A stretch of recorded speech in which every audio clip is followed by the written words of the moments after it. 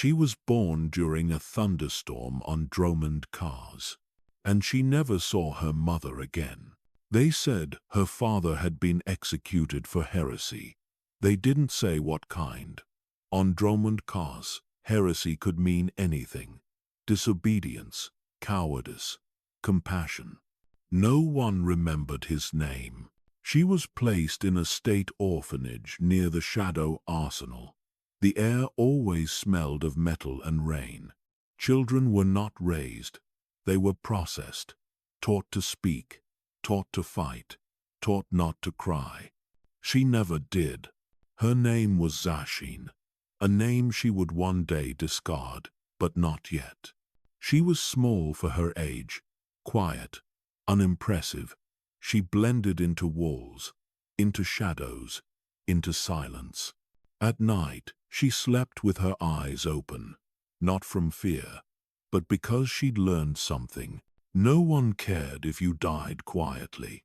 The first time she saw someone bleed, it was another child thrown against a wall during a sparring match. His nose shattered, teeth on the floor. The overseer told the boy to stand. He didn't. Zashin smiled, not because it pleased her, but because it made sense. Pain meant nothing here. Kindness was a weakness. Survival was its own reward. She was 7. When the evaluation day came, she was not chosen by any military trainers or academy scouts. Her force sensitivity was too low. Her combat scores were average, but she was good at remembering things. Too good. They assigned her to the Kars City Archival Division. Deep in the Ministry of Logistics, her job was to read. That was the last mistake they made. Because Zashin didn't just read to perform her duties, she read to disappear. She read to escape. And the deeper she read, the more she changed. She found records buried under layers of restricted clearance, ancient Sith doctrines, forgotten rituals, the names of lords who should have been erased, and histories that had been rewritten to hide the truth. No one watched her closely. She was just a child in a dark room, but the darkness had already noticed her. She memorized everything. By 9, she could quote lines from the writings of Sorza Sin. She knew where Darth Nihilus was born. She knew how long it took Darth Bane's body to rot in its tomb. The archivists thought she was peculiar, a little too intense, but harmless. They were wrong. She never spoke out of turn, never questioned orders, but when she looked at her instructors, they felt something was off. Her eyes didn't blink like a child's. They observed.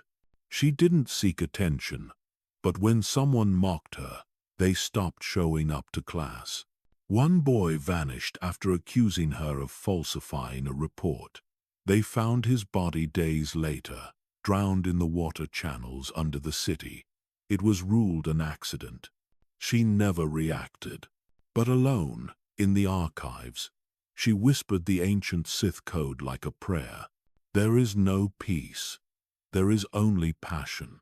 Through passion, I gain strength. Through strength, I gain power. She whispered it until the lights flickered. Zashin wasn't force-blind. She was restrained, hidden, and whatever lived inside her, it was learning to wait. No alarms were raised, no reports filed. She never screamed, she never snapped. She only studied, and the more she read, the more she stopped smiling. Not because she had changed, but because she had found something better than joy. Purpose. And purpose was far more dangerous. She became known for her smile, but it wasn't the kind that warmed a room. It was the kind that made others uncomfortable. When Zashin smiled, it meant she had seen something others hadn't. She was 12 when she began assisting the archival cryptographers. Her job was to copy Sith war codes from the Great Hyperspace War. Most children would have struggled to stay awake. Zashin didn't blink. She translated 5 dialects, reconstructed lost coordinates, memorized entire treaty breakdowns without moving her lips. One day, a logistics officer tested her. He altered the numeric sequence of a Sith fleet manifest, hidden deep in the footnotes. She noticed. He asked how. She said nothing, just smiled. After that, no one tested her again. She kept her smile for the archives, for the dead voices trapped in datacrons, for the Sith lords who never lived long enough to grow old. She treated their words like scripture. Some nights, she stayed behind after curfew, reciting them under her breath. Sometimes she cried, but not for herself. For them, for the ones who were betrayed, silenced, forgotten. She read about Darth Zash, whose body was sealed in a sarcophagus because his own followers feared him. About Darth Nihilus, who couldn't control his hunger and devoured the crew who served him. About Darth Treya, whose own apprentices tore her connection to the Force. She read not as a student, but as a witness. Every story was a warning, every death a mirror, and still she smiled. By 15, she had grown sharper. Her speech was clean, her posture straight, her voice calm. No one ever saw her angry, but people began to avoid her, not out of hatred, but instinct. Predators don't always snarl. Some speak softly. The lead archivist, a man named San, once asked her why she spent so much time in the restricted vaults. She said the Force was clearer down there. Less noise, more pain. He laughed nervously. He didn't ask again. She was granted special access, not because she asked, but because no one dared refuse her anymore. Inside Vault 9A, beneath the old temple ruins, she found a recording, grainy, nearly erased. It showed a Sith acolyte, barely more than a boy, screaming as he was consumed by blue fire. A voice behind the camera whispered, "Too slow to ascend." She didn't look away. She watched it 3 times. The 4th time, she smiled. By 16, she had stopped forming attachments. She didn't speak during meals, didn't participate in group exercises. When a fellow apprentice tried to flirt with her, he lost his memory the next day. He wandered the corridors asking why everything looked darker. He never looked at her again. They assumed she had friends. She didn't. They assumed she had limits. She didn't. In private, she began writing her own codex, a book that no one else would read. In it, she recorded what the Sith had forgotten, what they had lost, and how they had fallen. Each entry ended the same. Power means nothing without precision. Emotion means nothing without purpose. She wrote it over and over again. Not because she believed it, because she needed to. Her smile faded less with age, more with understanding. As the mask of childhood fell away, what remained wasn't rage or sorrow or hope. It was quiet. And in that quiet, she began to build something, a mind sharp enough to cut through prophecy, a heart cold enough to survive betrayal, a soul patient enough to wait for centuries. But even now, she smiled, sometimes, when she remembered how small they all were, how loud, how blind, and how no one ever saw her coming. The vault was not meant for the living. Its walls were lined with blackstone, raw, silent, unnatural. Even the lights hummed softer, like they knew to stay quiet. Zashin first entered when she was 17. She did not ask for permission. She decoded the door's ancient security code, copied from a crumbling Sith manuscript. One mistake would have triggered a purge. She didn't make one. Inside, she found no treasures, no holocrons glowing red, no artifacts pulsing with ancient rage. Only bones. dust, and whispers. Blackstone Vault 13 had been sealed since the days of Tulak Horde. It held the remains of those who tried to bind spirits into flesh and failed. They called it a site of contamination. She called it a place of truth. Every wall was marked with script etched by fingernails, not tools. Sith who had gone mad in the dark, trying to write their last thoughts before being consumed. One sentence repeated again and again. He watches us still. She wrote it down. Not to remember, to understand. Who was he? No records mentioned a warden. No tombs were missing a guardian. But something was felt. Not a presence. A pressure. When she exhaled, it felt like someone was listening. Zashin didn't flinch. She placed her palm against the wall, closed her eyes, and listened. She stayed inside for hours, days even. No one noticed, no one cared. Her superiors assumed she was cataloging war records. But she was learning from the dead. She traced the remains of a ritual gone wrong, a Sith who tried to fragment his soul into a weapon, another who attempted to turn fear into plasma. The archives had erased their names. Zashin restored them. One by one, she rebuilt their stories. Not out of mercy, but so they wouldn't be lost again. She learned that some Sith didn't fall from power. They were buried alive by rivals, forgotten on purpose, and she began to suspect something worse.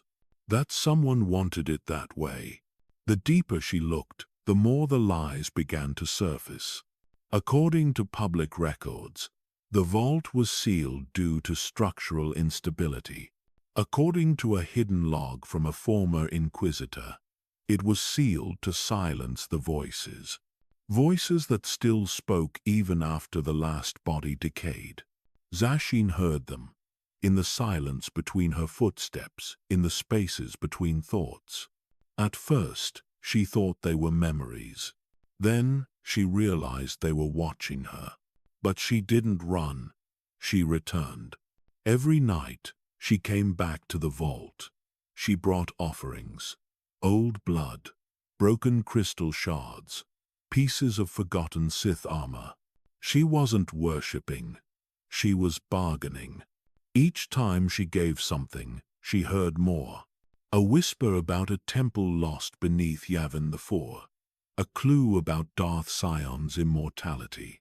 A forgotten warning about the echoes of Malachor. Secrets the Sith had buried not because they were dangerous, but because they were failures. And Zashin, the quiet girl who was never chosen, began to collect those failures. They were her family now. The broken, the discarded, the ghosts no one dared name. She didn't fear becoming like them. She feared becoming ordinary. In the silence of the vault, she made a vow. She would not be remembered for power, or conquest, or fame. She would be remembered for knowing, for unlocking the forbidden, for finishing the work the others abandoned. She wasn't a warrior, not yet, but someday, when she had learned enough, she would make the galaxy afraid of those who smile in silence. She began to change. Not all at once, not visibly, not in ways that anyone could point to. But something behind her eyes shifted. She stopped reacting to her own name. Zashin. It no longer felt real. It belonged to a frightened girl who read to escape, who smiled to survive. That name had done its job. But it wasn't enough anymore. She needed something colder. She created a new identity not forged in ceremony, not declared in front of others. It began in thought, quietly, inside her own mind. Zash, not a child's name, not a cry for help, just a word that meant one thing: separation. She wasn't ready to claim the title Darth, but she had started to carve the mask. It wasn't a literal mask. She wore no armor, no helmet, Her face remained unchanged. But when people spoke to her now, they never felt like they were speaking to a person. It was like reading an ancient passage in a forgotten language. Unsettling, beautiful, dangerous. And she knew it. She used it. She had learned how to make people underestimate her, how to let them think they were smarter, stronger, above her.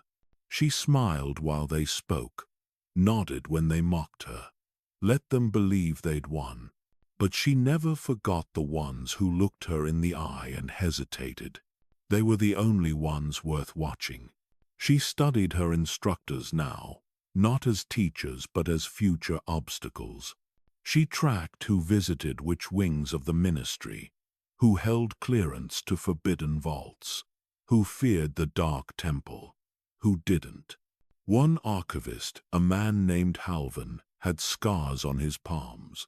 She asked him once how he got them. He said he tried to open a cursed holocron without permission.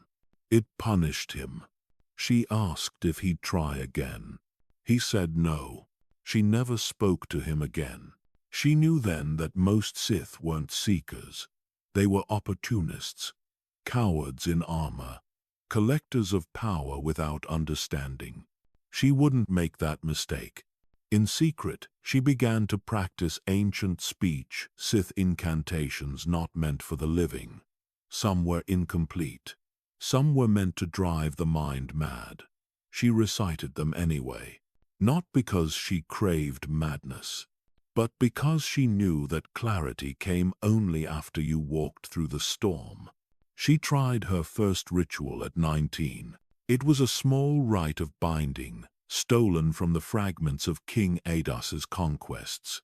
The goal wasn't to control another being. It was to silence her own fear. The ritual burned her skin, left her coughing black fluid for days. But it worked. Afterward, when she stood before the statues of the old Sith Lords, she didn't feel awe. She felt recognition. They had suffered for knowledge. She would too. No one noticed the shift. To them, she was still Zashin, the quiet girl in the archive halls, the one who always stayed late, always filed the right reports, always bowed her head. But they weren't looking closely. If they had, they might have noticed that her shadow no longer moved in perfect sync, that her reflection, in certain angles, lingered too long, that her voice, now and then, echoed with a delay. The Force had begun to answer her, not with visions, but with silence. And Zash had learned to listen to silence better than anyone. She was no longer trying to escape the archives. She was becoming one. A living archive, a mind without mercy, a vessel not of memory but of will. The day she left the orphanage for the last time, she didn't say goodbye. No one stopped her. No one asked where she was going. Because by then, even the walls had learned. You do not question the one who never stops smiling. The day she was chosen, the rain didn't stop. It poured across Dromund Kaas like the planet itself wanted to erase something. She stood outside the ministry tower, hands folded, robe soaked, watching her reflection blur in the durasteel. No one came to greet her, no guards, no summons. Only a name spoken hours earlier, whispered like a sentence. Darth Scosia. The man was a monster wrapped in wires, a fusion of organic hate and cybernetic ambition. One of the few Sith Lords trusted with military oversight and one of the most feared. They said he never slept, that he had no eyes, only senses, that his last apprentice tried to poison him, and failed. Zash was not afraid. She had studied his file, his patterns, his scars. He favored control through intimidation. He liked being admired, feared, understood, but never challenged. He believed obedience was power. He couldn't see the difference between silence and submission. When he finally entered the chamber, the floor shook beneath his steps. Half his skull was durasteel, his voice layered with static. He circled her without speaking. Then he asked her name. She said, "Zash." He laughed. "No title." "Not yet." He stared for too long, then nodded once. That was all it took. She became his apprentice. Not with ceremony, not with promise, but with presence. He led her through war maps, planetary blockades, interrogation files, and failed uprisings. He taught through monologue, through shouting, through showing off his past victories. She never corrected him, never flinched, never yawned. He mistook her patience for awe. He made her clean his cybernetic ports, deliver his meals, organize classified communiques. He thought she resented the chores. She didn't. It gave her access, time, patterns. Each task was a key. She catalogued which of his implants malfunctioned and when, which medications he refused, what kind of power cells he used, how long he could go without repairs. He never noticed her watching. He only saw what he wanted to see. A student, a servant, a shadow. He once told her, "The galaxy is a beast. You either ride it or get eaten." She nodded, but she was already building the knife. Scosia didn't believe in legacy. He believed in presence. He wanted to be remembered not for ideas, but for what he broke. He collected weapons, body parts, memories from fallen enemies, but not knowledge. That was his weakness. And Zash lived in weakness. She smiled when he raged at officers, when he rewrote reports to favor his image, when he blamed others for missed intelligence. She always stood behind him, always quiet. She began feeding him half-truths, redirecting reports, letting certain names fall into his hands. Jedi names, resistance leaders, ghost threats. Sometimes they were real, sometimes they weren't. She watched how long it took him to act, tracked his decisions, mapped how easily he swallowed a lie wrapped in flattery. He became more confident, more careless. He told the Dark Council that Zash was his finest pupil. She thanked him, and later that night she wrote down the words he used, his exact phrasing, his tone, how long he waited before speaking, how fast he blinked. Every moment was a thread, every word a future blade.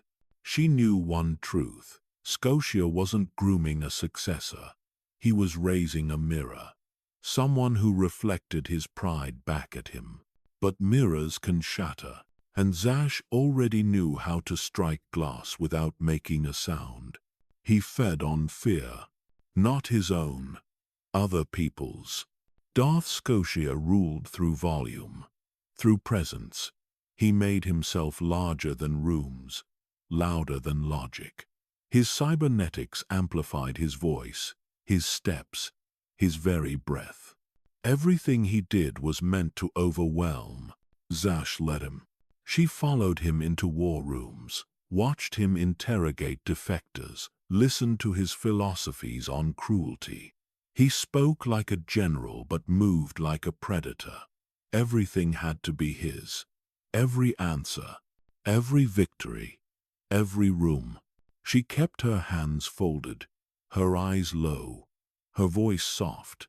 In private, he praised her for being pliable, said it was rare to find intelligence without defiance. He believed she was what he'd always wanted someone to mold. He never realized she was already formed. Zash played her role perfectly.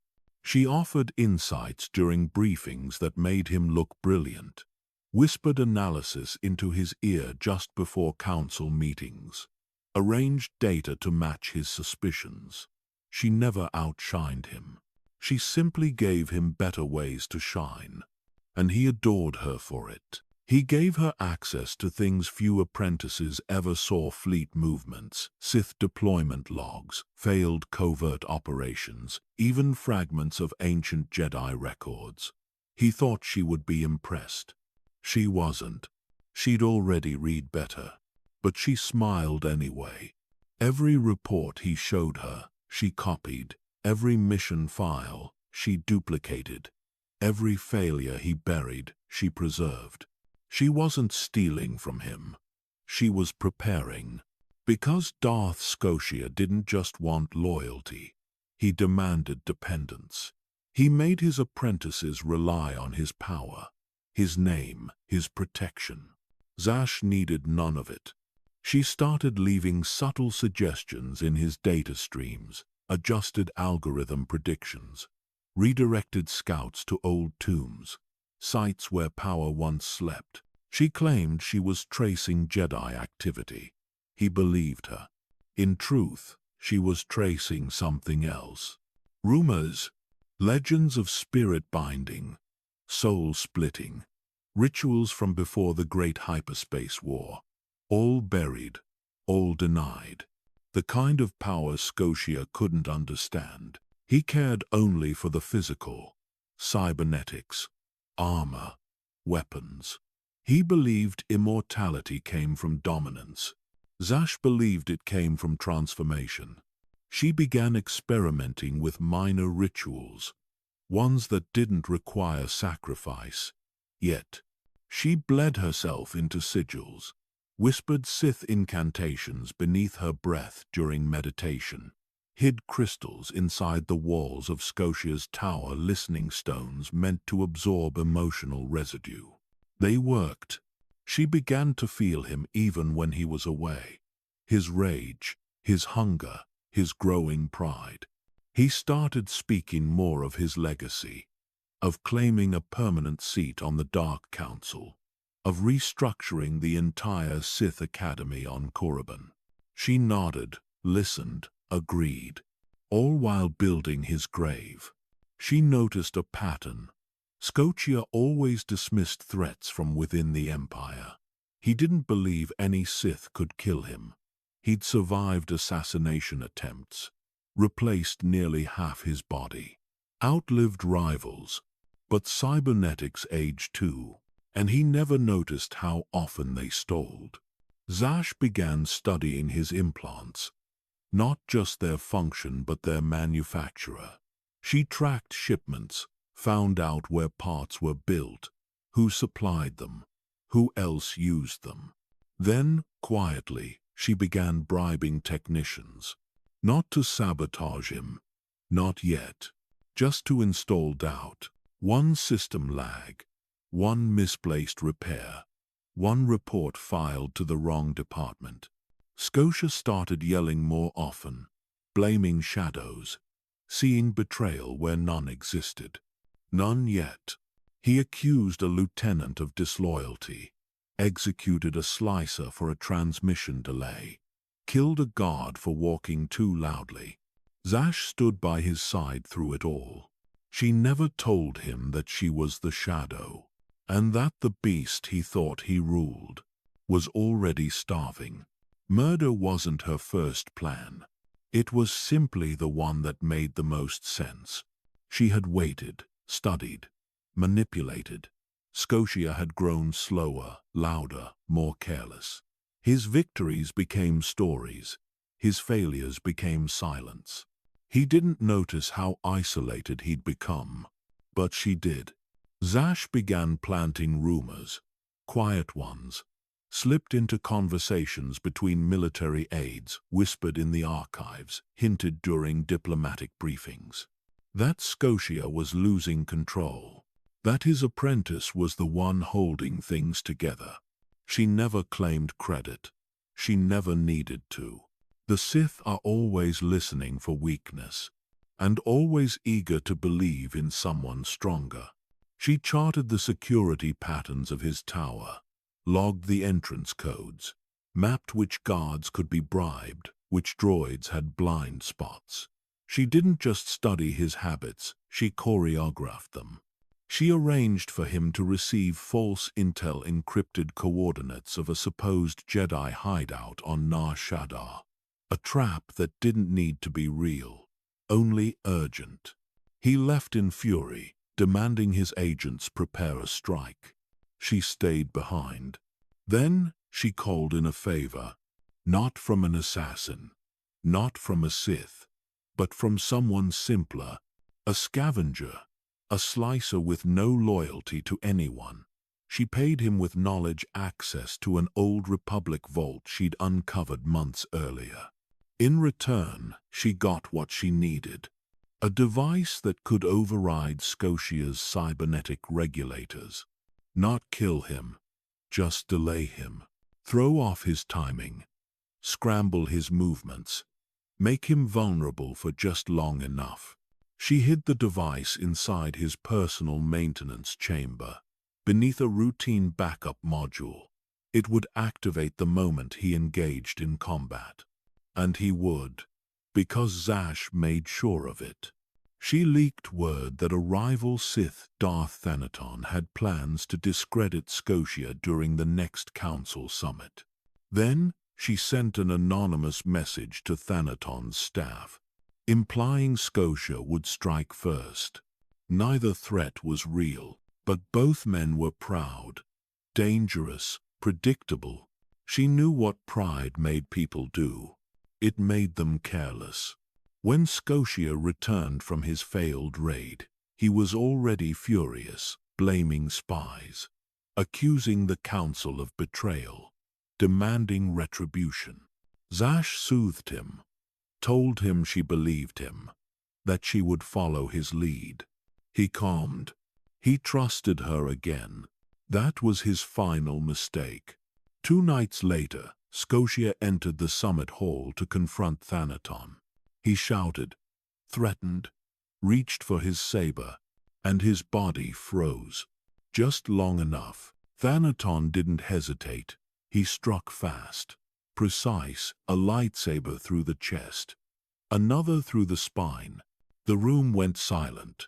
Scosia collapsed in a heap of smoke and sparks. He never saw Zash in the shadows, never saw her eyes watching, never knew who delivered him to death. The Council ruled it self-defense. Thanaton was promoted. The others turned away. But they all remembered one thing. Zash had warned them. Zash had tried to stop it. Zash had remained loyal. She wept during the briefing, spoke of her master's wisdom, his unmatched legacy, his devotion to the Empire. They believed every word. And the next day, the tower, once ruled by Darth Scosia, was handed to her. He taught her many things, but his final lesson was the one he never meant to give. After Scosia's death, the tower felt hollow. The guards avoided eye contact. The officers whispered in corners. His cybernetic shell was removed piece by piece, catalogued as evidence, and shipped to the labs for study.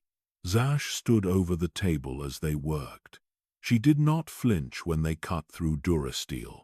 She did not look away when they removed the implants that once kept him alive. She watched in silence and learned.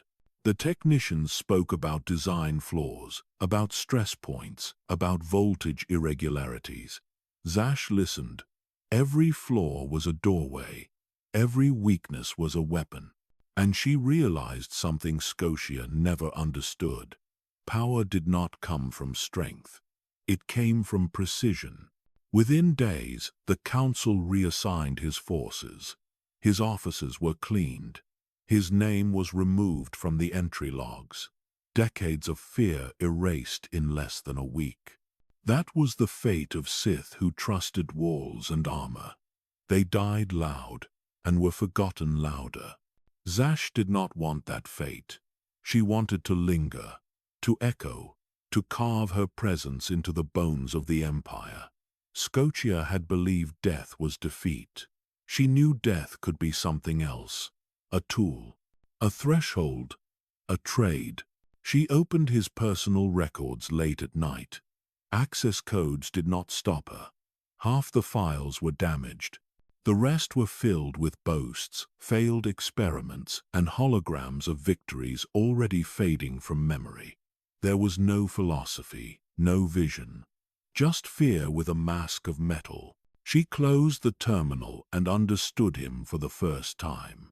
He had been afraid of dying, afraid of being replaced, afraid of being insignificant. That fear had built his armor. That fear had powered his rage. That fear had blinded him. She thanked him for that lesson. When she ascended to his position, she did not scream. She did not threaten. She did not demand loyalty. She simply worked, quietly, efficiently. She reorganized intelligence reports. She built alliances with Sith who preferred subtlety. She traded favors with scholars, inquisitors, and officers. She rewarded those who brought her information. She did not punish those who failed. They punished themselves with doubt. The tower changed, the halls felt colder, the lights dimmed at night. The atmosphere shifted from fear to calculation. Soldiers no longer worried about being killed for mistakes. They worried about being unnoticed. And that terrified them more. Thanaton visited once, months after the summit. He congratulated her on her composure. He hinted that Scosia had been holding her back. He asked if she had plans for the future. She smiled, said she would serve the Empire. He believed her, because Thanaton feared ambition the way Scosia feared death. Years later, when Zash became Darth Zash, no one remembered the girl from the archives. No one remembered the child who smiled at pain, or the apprentice who bowed to a metal tyrant. They remembered the woman who rose without shouting. That was her legacy, not the kill, but the silence before it. Scosia died, believing he was untouchable. His final lesson was simple and perfect. No one is. And Zash carried that truth with her for the rest of her life. She never spoke of him again.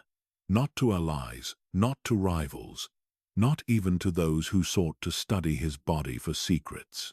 His name became a sealed file, a closed chapter, a stepping stone. But in the dark corners of her mind, she kept one memory: the sight of a metal giant breaking under a single moment of weakness. It reminded her that the Force does not favor the loud. It favors the one who listens. The temple was alive. It breathed through its walls, groaned beneath its own weight, and whispered when no one else did. The dark temple on Dromund was sealed for a reason. But sealed things don't stay quiet forever. Zash walked its halls as if she belonged there. She didn't speak. She didn't ask for permission.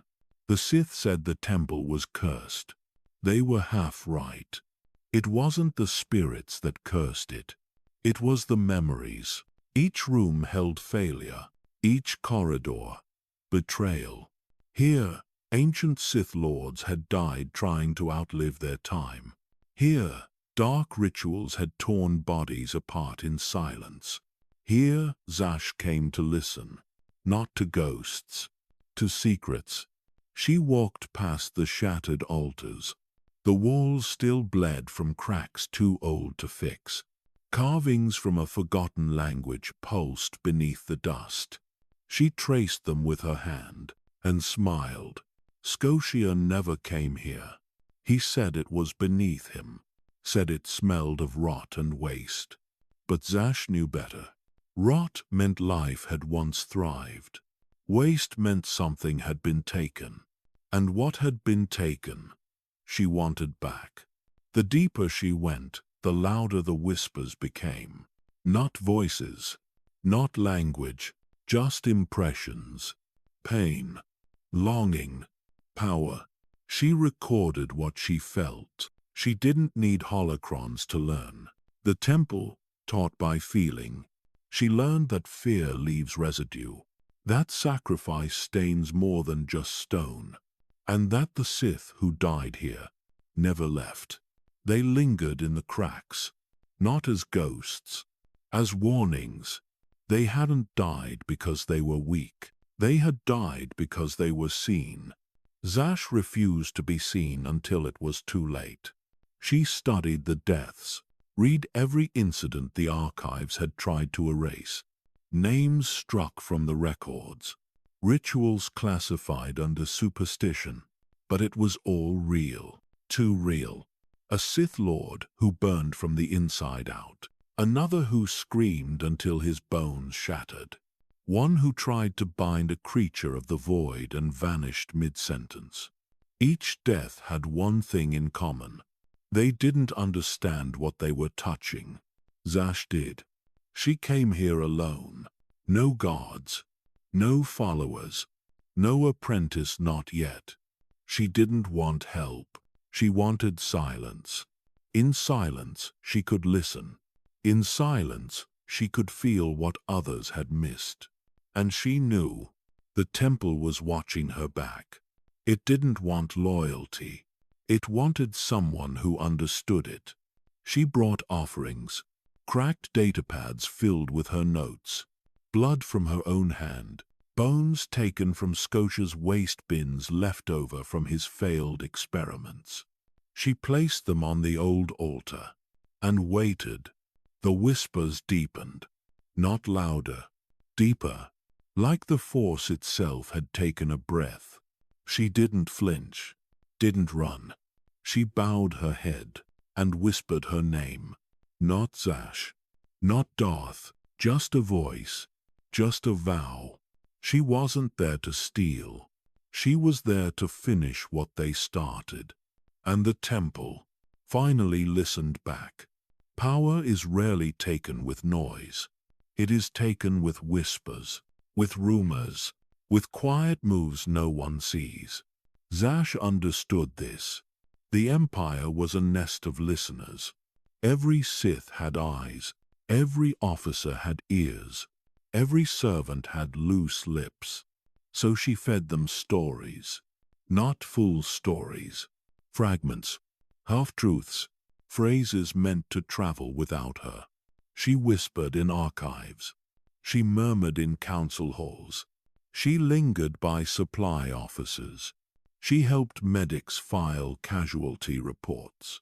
Always calm, always useful, always underestimated. She spoke of Scosia's failures. Not loudly, not with anger, just as fact. Lost patrols on Balmora, wrong intel on Nar Shaddaa, botched interrogations on Kars City. Officers filled in the rest. Sith do not need full truth. They only need a reason to doubt, and doubt spreads faster than fear. Soon, whispers reached commanders, then inquisitors, then minor council aides. Nothing formal, just that Scosia was slipping. Zash never claimed credit. That would ruin the game. She learned from the Dark Temple. Power was not about strikes. It was about pressure. She arranged small failures, supply delays, misfiled orders, redirected field reports. Nothing fatal, just enough to draw attention. Scotia lashed out. He blamed spies. He punished officers. He screamed for loyalty. Zash stood beside him, eyes low, face silent. She watched panic grow in others. Sith fear competence in shadows. Zash became that shadow. Her web grew wider. She met slicers in alley markets. She traded credits for intel. She paid smugglers with maps. She convinced archivists to look the other way. Everyone wanted something, and she always traded fairly. Soon she gained allies without names, officers who resented Scosia's temper, scholars tired of being ignored, agents who hated being expendable. Her favorite tool was silence. Silence made people fill in blanks, and what they imagined was worse. She never said Scotia was weak. She just mentioned his repairs, his malfunctioning implants, his fear of council scrutiny. Others finished the sentence. Rumor turned into theory. Theory turned into certainty. Meanwhile, Zash studied alchemy. Not the grand rituals. Not yet. She learned simple things first. How blood stores intention. How pain leaves memory. How fear clings to bone. She performed tests in her chambers. Drips of blood on stone. Cuts on her own wrist. Marks that disappeared by morning. Each experiment taught her patience. Alchemy was not loud. It was discipline. It was intent. It was control. Control she would need for murder. Scosia continued his rants. He saw enemies everywhere. He never saw her. Not truly. He mistook her silence for loyalty. He mistook her patience for fear. By the time he realized the truth, her web was already finished. And webs are not meant to be escaped. Zash made sure every thread led back to him.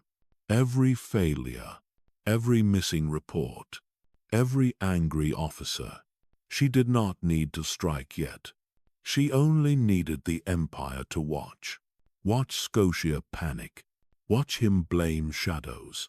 Watch him accuse allies. Sith die faster when they feel alone. And Scosia was already alone. His guards obeyed from duty. His officers obeyed from fear. But no one obeyed from respect. Zash understood respect. It was the currency fear could not buy. She whispered to a junior inquisitor that the council questioned Scosia's stability. She watched his eyes widen.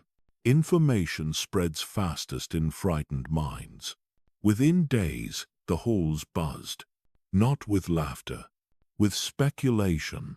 Speculation is a blade without a wielder. It cuts whoever stands still. Scosia began to bleed, not from wounds, from doubt. Zash watched him crumble piece by piece. Not with joy, not with sorrow, but with understanding. This was the web she learned to spin, one that did not capture prey. It convinced the prey to walk in. Alchemy is not magic. It is not chaos. It is purpose. The Sith understood that long before Zash was born, long before Scotia built his armor, long before the Empire returned to the galaxy. Zash learned it in silence, not from masters, not from textbooks, from the temple itself. The Dark Temple did not teach with words. It taught with pain, pain etched into stone, pain trapped inside bones. Zash brought tools with her, knives made for surgery, small vials, soft cloth, a single scorched datapad containing fragments of Ados's rites. She studied them beneath what remained of an ancient altar. The altar was cracked, burned, stained with centuries of attempts. Alchemy demands something from the living and gives nothing for free. Zash understood this. She did not flinch. She sliced her palm, not deep, just enough. Blood dripped onto the stone, red against black. The temple reacted, not with sound, with acknowledgement. She mixed ash into the blood, ash taken from the remnants of Scosia's failed experiments. He had discarded them without thought. She repurposed them with intention. Alchemy is transformation, waste into meaning, weakness into strength. She spoke the older words, Sith speech from a time when the galaxy feared their tongue. Words scraped from half-buried scrolls, words not meant for open ears. The blood thickened, darkened, coated the stone in a thin sheen. Her hand shook, not from pain, from resonance. Then came the second ingredient. Bone, not human, not Sith. From a two-cotter pup, found dead near the tomb, killed by something far older than beasts. She ground the bone into dust, mixed it with the blood, watched it coil into patterns she did not draw. Alchemy does not draw lines. It reveals them. She leaned closer. The patterns twisted, formed shapes like bindings. Chains, circles. Boundaries are the first lesson of alchemy. You cannot alter what you do not define. Zash inhaled. The stench was heavy. Rot. Iron. Old fear. She stayed steady. Alchemy does not reward hesitation. It punishes it. She pressed her fingers into the mixture. Let it cling to her skin. Let it soak beneath her nails. Then she placed her hand on the floor. The blood spread beneath her palm, seeping into cracks, reaching for something that had been waiting. Her vision blurred. Light dimmed. The temple pulsed once. She whispered Scosia's name. Slowly, with precision. Alchemy listens better when names are spoken as truths. She described him in pieces. His metal, his flesh, his rage, his fear. Fear was always the anchor. Not hatred, not anger. Fear ties the living to fate. The blood reacted. It hissed. It crawled. It climbed her wrist like a living rope. She breathed through the pain. She did not pull away. Minutes passed, or hours. Time did not matter. When the blood finally dried, her hand was black, her veins stained, her pulse slowed. But the ritual had taken shape. Now she had a tether, a link between her intent and Scosia's fate. She left the temple weak, cold, drained. Alchemy always takes first, then asks what you want in return. Zash wanted only one thing, a death that looked natural, a death that left no trace, a death that belonged to the Empire, not to her. She studied Scosia's medical files, his cybernetics, his implants, his replacement organs. Alchemy made her see what others ignored. Scosia's body could not reject metal, but it could reject alchemy. She learned that his blood regulators were sensitive. Too sensitive. If they detected foreign influence, they would overload, shut down, collapse. All she needed was the right moment. Alchemy had supplied the key. Now she needed the door. He never saw it coming. Darth Scosia had survived war, survived sabotage, survived betrayal, but he did not survive Zash. The temple had given her the method. Alchemy had bound her intent. Now came the moment. It began with a whisper. She told him a Jedi cell had been found. A secret one, on Nar's shadow. Powerful, hidden, dangerous. She said only he could crush it. He believed her. Of course he did. Scotia loved being the solution. He wore purpose like armor, louder than logic. He didn't think. He moved. He ordered his fleet, activated his implants, prepared to strike, and never noticed the change. Not in the codes, not in the timing, not in the blood still drying beneath her fingernails. Zash stood behind him in the war room, calm, loyal, silent. She had rerouted his repairs, replaced a diagnostic filter. Not with poison, with intention. Alchemy is not an explosion. It is a suggestion, a whisper stronger than a scream. When Scosia stepped into the shuttle, the seal cracked, his body tensed, his breath stuttered. The overload began. His implants fought against his organs. Metal turned against flesh. Power surged into weakness. He collapsed in front of his soldiers. Not a strike, not a battle, just failure. The perfect Sith death. They called for medics. Zash stayed quiet. He convulsed, He gasped. He broke. The Dark Council reviewed the data. Overexertion. Implant rejection. No foul play. She stood beside Thanaton when the ruling was made. He asked if she mourned her master. She said nothing, just lowered her eyes. He nodded and moved on. Sith don't grieve, they replace. Scocia's name was erased from command records. His tower reassigned. His legacy filed under malfunction. No statue, no honor, only dust. Zash didn't celebrate. She worked. She filed reports, confirmed promotions, repaired the chaos she had created. She moved like a survivor, not a victor. That was the final layer of the mask. The last performance. She didn't just kill him. She outlived the memory of him. And that was the point. She visited the Dark Temple once more. One final time. She brought nothing. No blood, no bonds. Only silence. The walls did not whisper. The air did not groan. The temple had seen enough. She stood in the center of the old ritual room, stared at the black stone where her hand once bled. And she smiled. Not in triumph, in understanding. The mask she wore, the quiet smile, the bowed head, the soft voice. It had never been for Scosia. It was for the galaxy. A way to walk through fire, without being noticed. Now, the fire was behind her. And ahead, only darkness. But it was hers. She didn't claim the title of Darth that day. Not yet. She waited. She watched the others fight each other. Claw for power.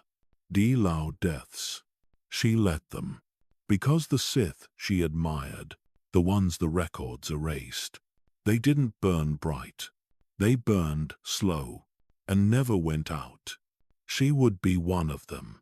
She left the temple without looking back, and the moment her foot crossed the threshold, the air felt still, like something had finally ended, or just begun. She did not rise through fire. She rose through silence. After Scocia's death, the Empire did not resist her ascent. There was no duel, no speech, only a new name whispered in cold hallways.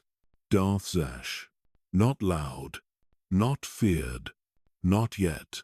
But within the Dark Council, silence was its own kind of fear, and she knew how to use it. She claimed her seat not with power, but with knowledge, secrets older than the Council itself, maps of forgotten tombs, records no longer listed in imperial archives, names only ghosts remembered. She didn't command legions. She didn't want them. She commanded memory, and memory obeyed. On Dromund cars, she reconstructed vaults buried by time. She reopened temples the Council had sealed. She questioned why, not to challenge authority, to understand its fear. And when fear had a shape, Zash began to collect it. She sent agents to Korriban, to Ziost, to Yavin the Four, not to conquer, to recover. Sith relics, holocrons, fragments of languages buried by war. She didn't hoard them. She studied them. She spoke to them. And sometimes they answered. In council meetings, she rarely spoke. When she did, the room listened. Because her words were not opinions. They were reminders. Reminders of Sith who tried to rule the galaxy and left behind nothing but bones. Her colleagues mocked her in private, called her a collector, a mystic, a scholar lost in old blood. But they never said it to her face, because she knew their lineages. She knew their failures. She knew what names they'd buried to survive, and she never threatened to reveal them. She simply remembered. That was enough. Zash built her chambers beneath Karst City, far below the towers, deeper than the flood lines. There, the force felt different.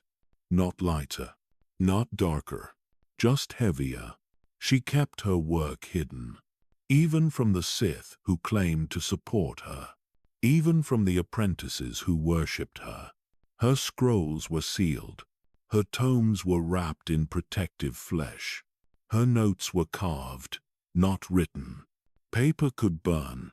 Stone remembered. She told no one what she was truly seeking, because she didn't fully know. Only that there was something missing. A thread connecting all Sith. A hunger that went deeper than conquest.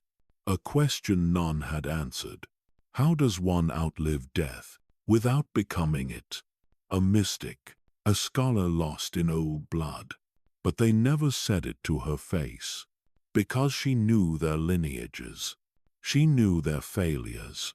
She knew what names they'd buried to survive. And she never threatened to reveal them. She simply remembered. That was enough. Zash built her chambers beneath Karst City, far below the towers, deeper than the flood lines. There, the force felt different. Not lighter, not darker, just heavier. She kept her work hidden, even from the Sith who claimed to support her, even from the apprentices who worshipped her. Her scrolls were sealed. Her tomes were wrapped in protective flesh. Her notes were carved, not written. Paper could burn. Stone remembered. She told no one what she was truly seeking, because she didn't fully know.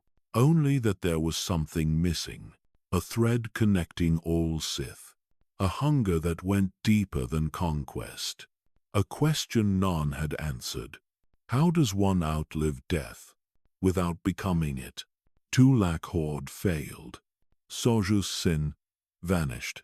And Dedu returned, only to fall again. She wasn't trying to become a god.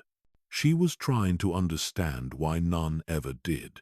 Zash believed every failure held a clue. Every spirit that screamed in the temple halls knew something the living had forgotten. And if she listened long enough, she would remember it too. Korriban welcomed her like an old friend. The air was dry. The ground burned cold. But the dead, they remembered her. She walked the valley of the Dark Lords without fear. Not because she was strong, because she was listening. Most Sith came here to prove something, to show their strength, to claim power from bones. Zash came to learn, and the tombs noticed. She did not speak loudly. She did not draw her weapon.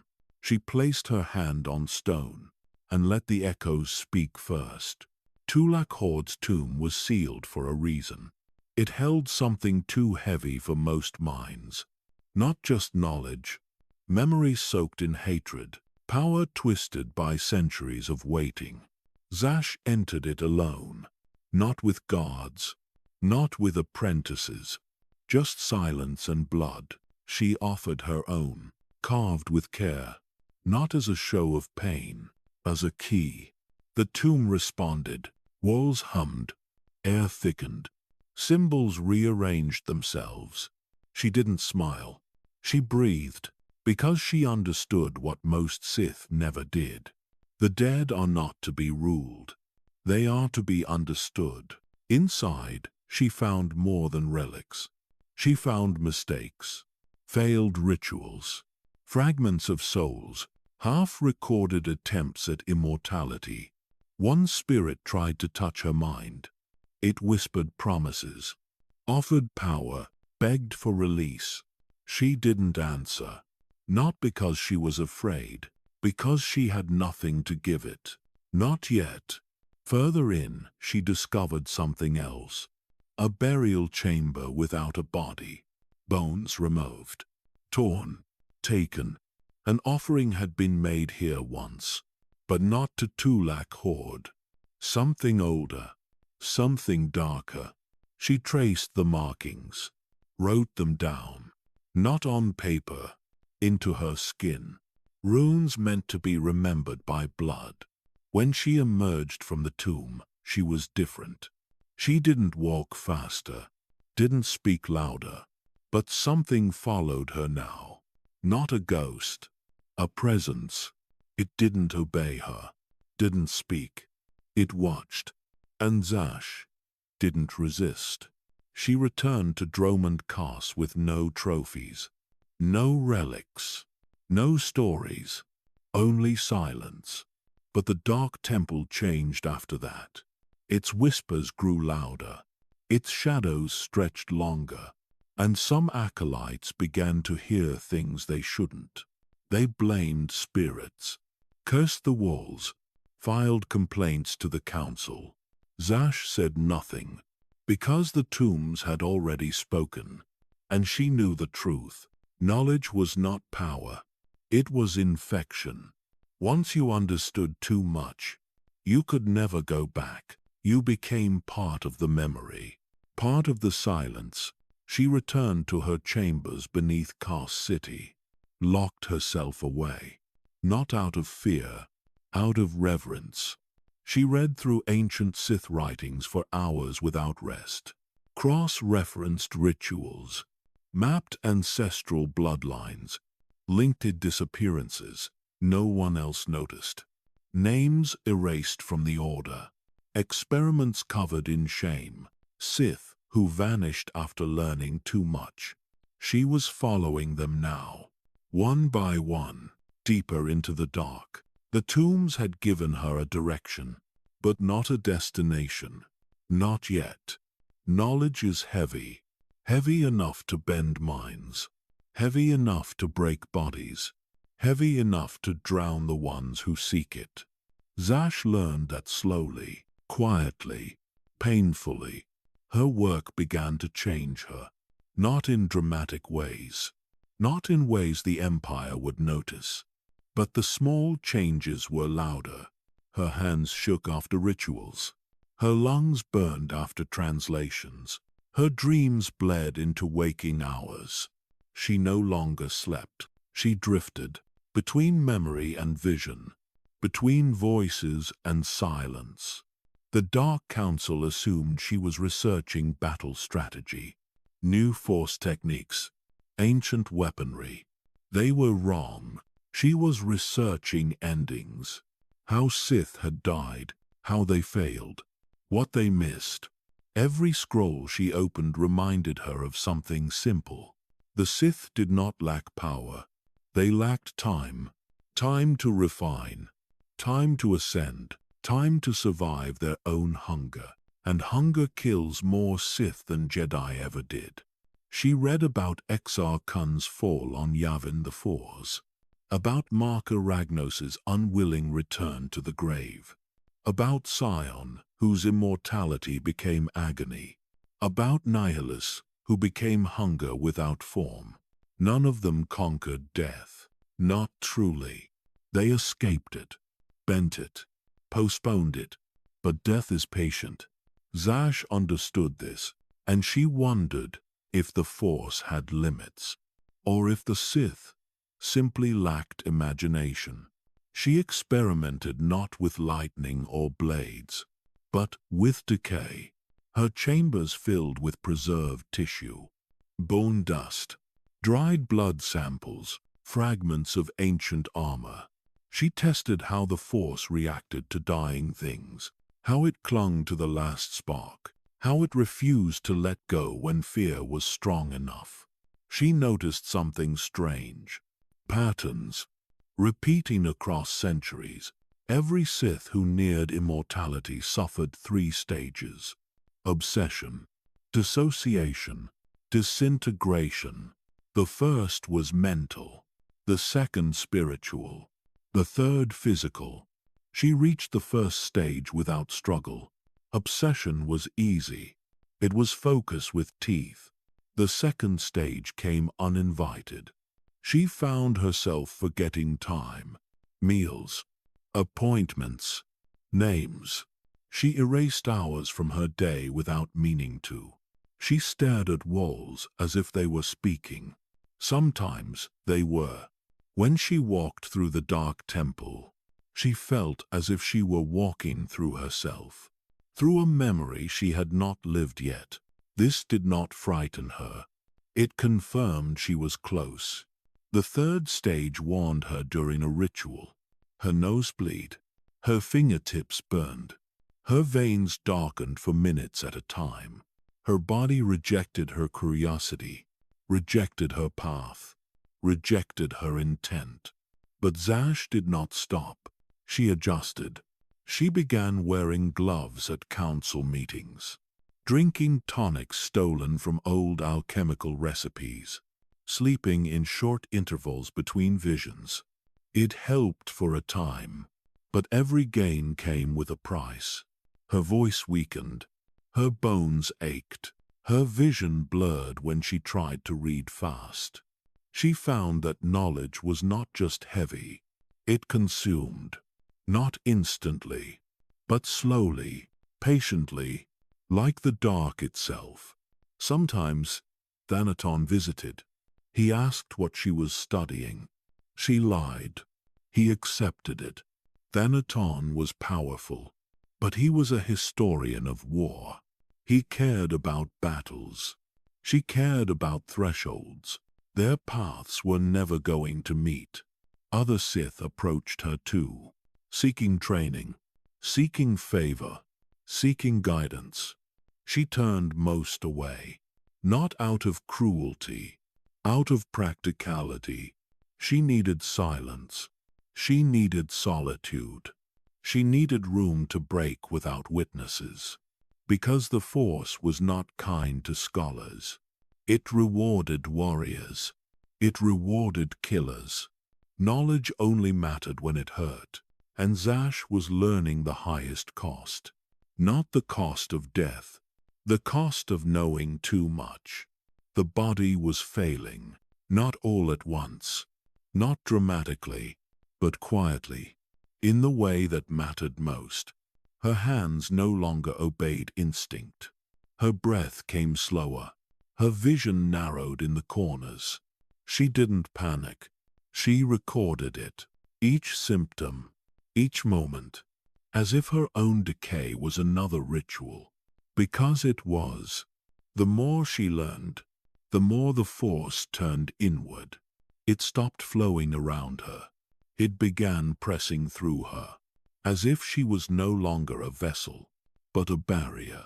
She had read about this. She just didn't expect it so soon. Darth Nihilus had dissolved into hunger. Sion had held himself together by will. But she was not them. She was not shattered. She was rotting. She didn't fear death. She feared what came before it. The loss of control, the stripping away of identity, the slow death inside her own skin. She tried remedies, old Sith restoratives, breathing techniques, meditation in isolation. Nothing slowed it down. She no longer felt hunger, could no longer tolerate sunlight, could barely sleep without screaming. She told no one, because weakness was death, and she wasn't ready yet. Not until she had found the final secret. She searched for spirits who had outlived their bodies, not as hauntings, but as thinkers. She studied those who lingered, those who bound themselves to places, to people, to talismans. She found consistency in one thing. Those who survived death had no love left for the living. It changed how she saw herself. She began isolating her emotions, cutting ties with former allies, letting old attachments fade. Not because she hated them, because she knew they would anchor her, and anchors sink. She modified her chamber, sealed it from the outside, redesigned it for ritual, not comfort. She burned her old robes, destroyed her personal journals, erased her own name from a dozen official records. She wasn't becoming something else. She was making room. For what? She didn't yet know. But the body couldn't come with her. Its weight grew unbearable. Its limits louder. She needed to leave it, not by dying, by escaping. But she had not yet found the way. The ritual had to be perfect. It could not trap her, could not consume her. Others had tried, failed, screamed. She read about one Sith who transferred into a crystal, another who possessed a beast, one who shattered into 1,000 echoes. None were whole. She wanted to remain herself, her mind, her purpose. She feared not pain, but fragmentation, losing parts of herself in the transfer, becoming a shadow of Zash instead of Zash. Time was running out. Her skin grew pale, her bones sharp, her smile harder to hold. The apprentices noticed. So did the council. They said nothing, but they watched her closer, and she realized the mask was slipping. Not by choice, by necessity. There was one option left. Not safe, not clean, but possible. She would need help. Not from another Darth, from someone weaker, younger, strong in the Force, but unaware. Someone to carry her forward. Not as a student, as a vessel. The idea disgusted her, then comforted her, then became the only plan she had left. Because her body wasn't dying, it was rejecting her. And if she stayed in it much longer, she would forget who she ever was. She returned to Korriban, not for power, not for conquest, but for permission. The valley had changed, or maybe she had. The wind felt sharper, the silence heavier. It no longer welcomed her. It warned her. But Zash did not turn back. She passed the old stone guardians, the broken statues, the faded names. So many Sith had been buried here. So few remembered. She made her way toward a forgotten corner of the valley, past the known tombs, beyond the mapped terrain, into a section sealed by fear, not stone. No records led here, no guides, only fragments, a mention in a ruined codex, a name scratched out of 3 different scrolls, a warning written in dried blood. She followed them. What she found was not a tomb. Not exactly. It was deeper, older, and wrong. The entrance was carved into the cliffside, not designed. Dug, like something inside had tried to escape. She entered without speaking. The passage was narrow, damp. The walls curved in ways that didn't match architecture. More like ribs than corridors. There were no torches, no lights, but her eyes adjusted. The Force moved strangely here. It didn't flow. It coiled, like it was watching. She walked for what felt like hours. At the end of the passage, a chamber opened. Circular, empty, except for a basin in the center. The basin was not stone. It was bone, melted, molded, and humming. She approached it slowly. No inscriptions, no symbols. Only one thing, a scroll, wrapped in old skin, tied with a strand of hair. She picked it up. It pulsed in her hand, like it remembered being alive. She did not open it there. She left the chamber, climbed out of the valley, returned to her shuttle, and locked herself in silence. Only then did she unroll it. What she read was not a ritual. Not yet. It was a conversation between 2 Sith long dead. One, a master of spirits. The other, nameless. They spoke of failure, of how possession never held, of how flesh rejected memory, of how the soul must be softened before transfer. She read it 3 times, then burned the original, not out of fear, out of respect. The valley had not given her instructions, it had given her a warning. This ritual was not meant to be used. It was meant to be forgotten. But Zash remembered everything. She spent the next weeks reconstructing the parts, identifying the references, cross-checking the failures. She found 4 other attempts in recorded history. 3 ended in madness, 1 in silence. No survive, no success. But she saw something they missed. They had tried to move all at once, to force the soul across. Zash understood something deeper. The soul must not leap. It must seep. Slowly, patiently, she began rewriting the ritual. Line by line, using blood, not ink. Her own, at first. But she knew that would not be enough. She needed something more. Something younger. Something unbroken. A vessel. The ritual was ready. She was not. Because Korriban had shown her the truth. The valley didn't try to stop her. It didn't scream. It only whispered one thing. Through wind, through dust, through time. You are not the first. Instructions for immortality are never written clearly. They are buried in half-truths, hidden between lines, trapped inside warnings. The Sith did not fail because they lacked courage. They failed because they rushed. Zash would not rush. She spread her notes across the chamber floor. Circles of parchment, lines of blood, fragments of bone. Each fragment belonged to someone who had tried before. Some famous, most forgotten. She began with Darth Zash, the self-proclaimed immortal. His holocron contained theories of spirit preservation, but not transfer. Zash clung to unlife through fear. Fear held him together, but fear cannot be shared. Then there was Scosia Sin, a master of alchemy.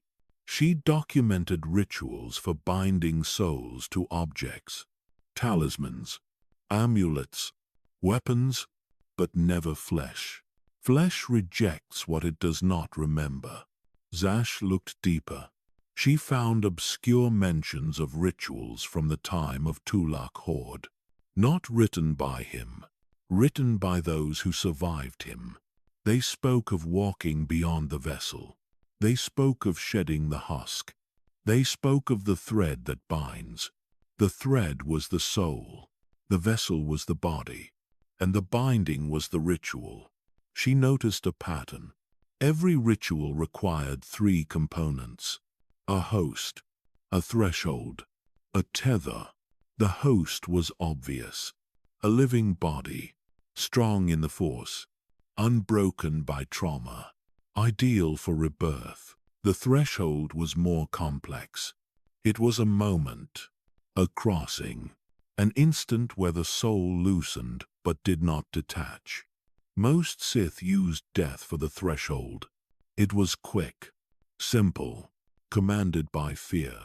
But death does not negotiate. Death takes. It does not trade. Zash found an alternative. A chemical threshold, an induced weakness of the spirit, created through ritual, fasting, blood loss, meditation. It softened the soul without breaking it.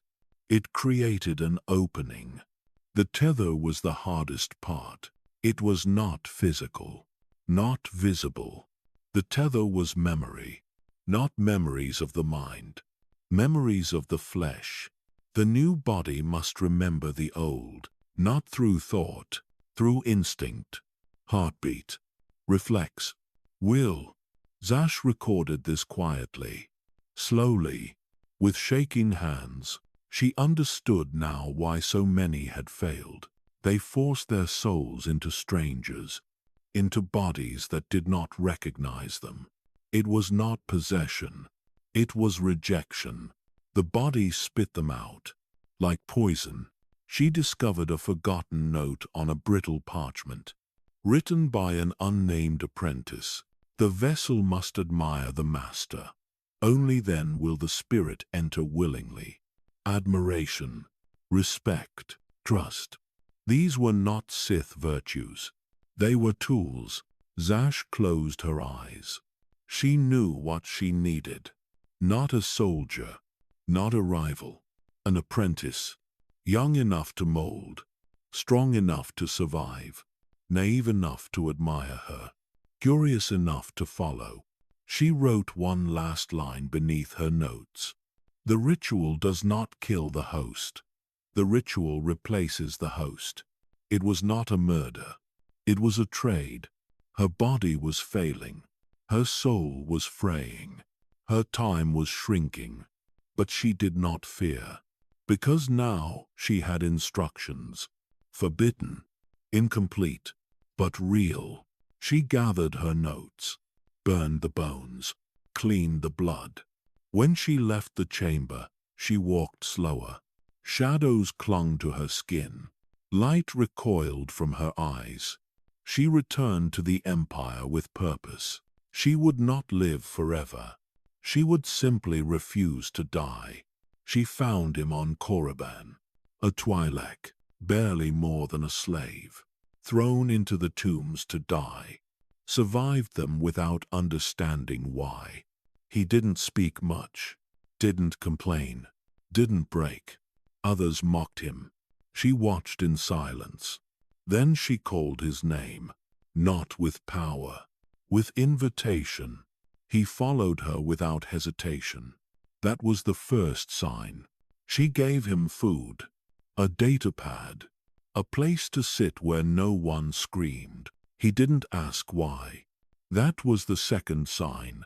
The force moved around him, strangely, not aggressive, not bright, coiled, quiet, like it was listening. She asked him questions. He answered simply, never lied, never guessed. She told him stories of ancient Sith, of wars no one spoke of anymore, of rituals not recorded. He listened, always, like the stories belonged to him too. That was the third sign. Zash began testing him. Small tests, fragments of language, bursts of power. He learned quickly, not through logic, through feeling. She gave him her name. Not Darth, not Master, Zash. He whispered it like a truth. She smiled. Others warned her, said he was too weak, too soft. She agreed, out loud. But inside, she was already building the bond. She did not manipulate him. Not yet. She praised him only when earned, punished rarely, corrected gently. He mistook it for kindness. It was design. Admiration could not be forced. It had to be grown. And he was growing. He asked questions now, about the past, about the rituals, about what waited beyond death. She gave answers in pieces. Let him assemble the puzzle. He believed he was earning her trust. In truth, she was shaping his memory. Soon, he began defending her. When others whispered, when rivals questioned her strength, he spoke without being told. That was the final sign. She prepared his chamber, reinforced it with sigils, bloodline markings, alchemical salts. He thought it was protection. It was preparation. She whispered to the Force, asked if he was ready. The silence did not answer, but it did not resist. She gave him a talisman to wear, wrought from her own bone, disguised as a gift, meant to anchor her soul. He thanked her. It was the only time her hands shook. She studied his walk, his habits, his fears. She recorded everything, not to know him, to become him, because, soon, his life would become hers. not by violence, by passage. He was not a student. He was a doorway, a vessel, made of flesh, unaware, unbroken, perfect. The night she chose to begin, the sky did not move. No wind, no storm, just silence thick enough to drown in. She lit no candles, used no lights, only the glow from etched runes on the chamber floor. They pulsed faintly, alive in a way light should never be. He stood in the center, confused, trusting. She told him it was a trial, a test of strength, of identity. He believed her, because he wanted to become more, because he believed she saw something in him. She did, but not what he thought. Zash moved with care. She circled him slowly, whispered phrases from the scroll, words so old they cracked the air as they left her mouth. He did not understand them, but he felt them. The air thickened, his chest tightened. He stayed still. That was all she needed. She removed the talisman from his neck, held it in her palm, pressed it to her skin. The bond activated. A tether formed, not visible, not physical, but strong enough to shake the floor beneath them. Her breath stopped, not from fear, from timing. This was the threshold. She had fasted, bled, weakened her connection to her body, softened the soul. Now it was ready to slip. She opened her mouth, but no sound came. Her body twisted, vision fractured. She saw herself from above, heard her own voice from far away. Her soul was moving, not falling, not flying, drifting. She reached toward him, toward the vessel, toward safety. But something stood between them. A shadow, not shaped like a person, not shaped like anything. Old, silent, watching. It didn't attack. It didn't speak. It remembered. It had seen this ritual before, hundreds of times, thousands, each one ending the same, with screaming. Zash pushed harder. She was so close. She could feel his heartbeat, taste his breath, see her reflection in his eyes. He gasped, fell to his knees. Something was wrong. The tether strained. The bond cracked. His body began to resist. Not with strength, with fear. He didn't want her there. Not fully. Some part of him knew. Some part of him said no. She tried to scream, but had no mouth. Tried to stop, but had no hands. Tried to return, but had no body. The ritual collapsed. The room screamed, not with sound, with pressure. The runes shattered. The floor bled. He fell unconscious. Zash collapsed beside him, but she did not return whole. Her body was dying, but her soul was stuck, half inside him, half tethered to the void. She opened her eyes, saw nothing. He woke up first, looked at her with terror. She tried to speak, but her voice was broken, twisted, a whisper inside his skull. The ritual had failed. She had not moved. She had not died. She had become something else. Not a ghost, not a body, a wound, an echo trapped in skin. Older things remembered this failure, because it had happened before, and it would happen again. Because the Force does not reward cheating, it punishes it, and Zash was still being punished. He was born under a ceiling of stone, not the sky, not the stars, just rusted lights and the sound of chains. His name was Kamar, but they called him slave. They didn't need to call him anything else. Zash found him by accident, or so it seemed. A Sith acolyte brought him forward during a training demonstration. He had stolen food and fought 3 students before surrendering. Zash watched him kneel. He didn't beg. He just looked up, unbroken, not fearless, but unafraid to feel. She could sense it, raw power, untrained, untouched by any philosophy. He wasn't angry enough. He wasn't cold enough. But his strength was real, and his heart was still human. She asked the overseer what would happen to him. The man shrugged. Pit duty, or feeding the Tukata. She requested him. No explanation, no reason, just a new apprentice. They laughed behind her back, thought it was weakness, thought it was loneliness, thought she was desperate. She let them laugh. It always made things easier when they underestimated her. She didn't tell Kamar what he was. Not yet. She just gave him food, water, a place to sit. He didn't trust her. Not at first. But he didn't run. No one had ever offered him silence. She did. No lessons, no orders, just space. And in that silence, he began to speak. His parents were killed in a tribal raid on Ryloth. He had no clan, no name worth anything. He had survived by disappearing. But he remembered things, not just pain. He remembered kindness. He remembered music. He remembered the way his mother hummed when she worked. That's what Zash listened for. Not the story, the tone. He wasn't like the others. And that made him perfect.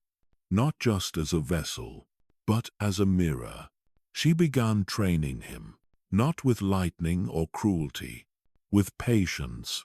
She taught him how to listen to the Force, how to feel its pull through emotion, through memory, through grief. He listened, not because he was obedient, but because he believed she believed in him. And that belief meant more to him than he understood. Zash watched him grow. His posture changed. His voice deepened. But his eyes stayed kind. That was the risk. She knew it. She reminded herself every night. He is not a boy. He is not her son. He is a shell, a cage for her soul. She could not afford to forget that. But every time he smiled, she felt something shift. It wasn't weakness. It wasn't love. It was time. And time was running out. Her body was breaking faster than she expected. The ritual would need to happen soon. And yet, she waited. Because some part of her feared it. Not the ritual. The moment after. Would she lose everything that made her Zash? Would she still remember the hunger that brought her this far? Or would she become something else? She watched him sleep that night. He curled beneath a rough wool blanket, clutching a worn satchel. Inside it, scraps of food he planned to share with the other slaves. He still cared. She turned away. Not because she was disgusted, because she wasn't. And that was dangerous. He didn't understand why she was different. But he never asked. Not directly. He was raised to avoid questions, raised to listen first, to survive second, to speak last. Zash noticed. Every movement he made was a calculation. Every silence, a shield. Even when she praised him, he flinched slightly. Not out of fear, out of habit, but she didn't punish him. She never raised her voice. She never raised her hand. That confused him more than any lesson. She taught him the rituals slowly, not through threats, through stories. Stories of Tulak Horde, of the Valley of Golg, of the Masasi who carved their gods into stone. She made the darkness sound ancient, beautiful, not evil. He listened without blinking. Not because he agreed, because he was starting to care. Not just about the Force, about her. It showed in small ways. How he brought her tea without being asked. How he learned which incense eased her breathing. How he memorized her favorite books, even if she never read them again. Zash noticed everything. And that was the problem. The more she noticed him, the more she noticed herself. She hadn't meant to grow attached. She wasn't training a successor. She was preparing a sacrifice. And yet, he was beginning to trust her with his pain. One day, he confessed something, not with words, with a look. They were meditating. He trembled. She asked why. He said he remembered the mines, the darkness, the sounds of screaming at night, how the guards played a game, leaving one water ration between two cages. Only one would drink. He never chose. He just listened. Listened to them beg, listened to them weep, and stayed silent. Zash waited. She didn't offer comfort, didn't offer wisdom. She simply said, "Now you understand." He asked, "Understand what?" She said, "Why the Sith never apologize." He looked away, not because he disagreed, because he did. That night, he asked if she ever regretted anything. She said no, because regret is for those who made a mistake. He asked, "And what if the mistake is becoming something you never meant to be?" She didn't answer, not with words. She just stood up and left.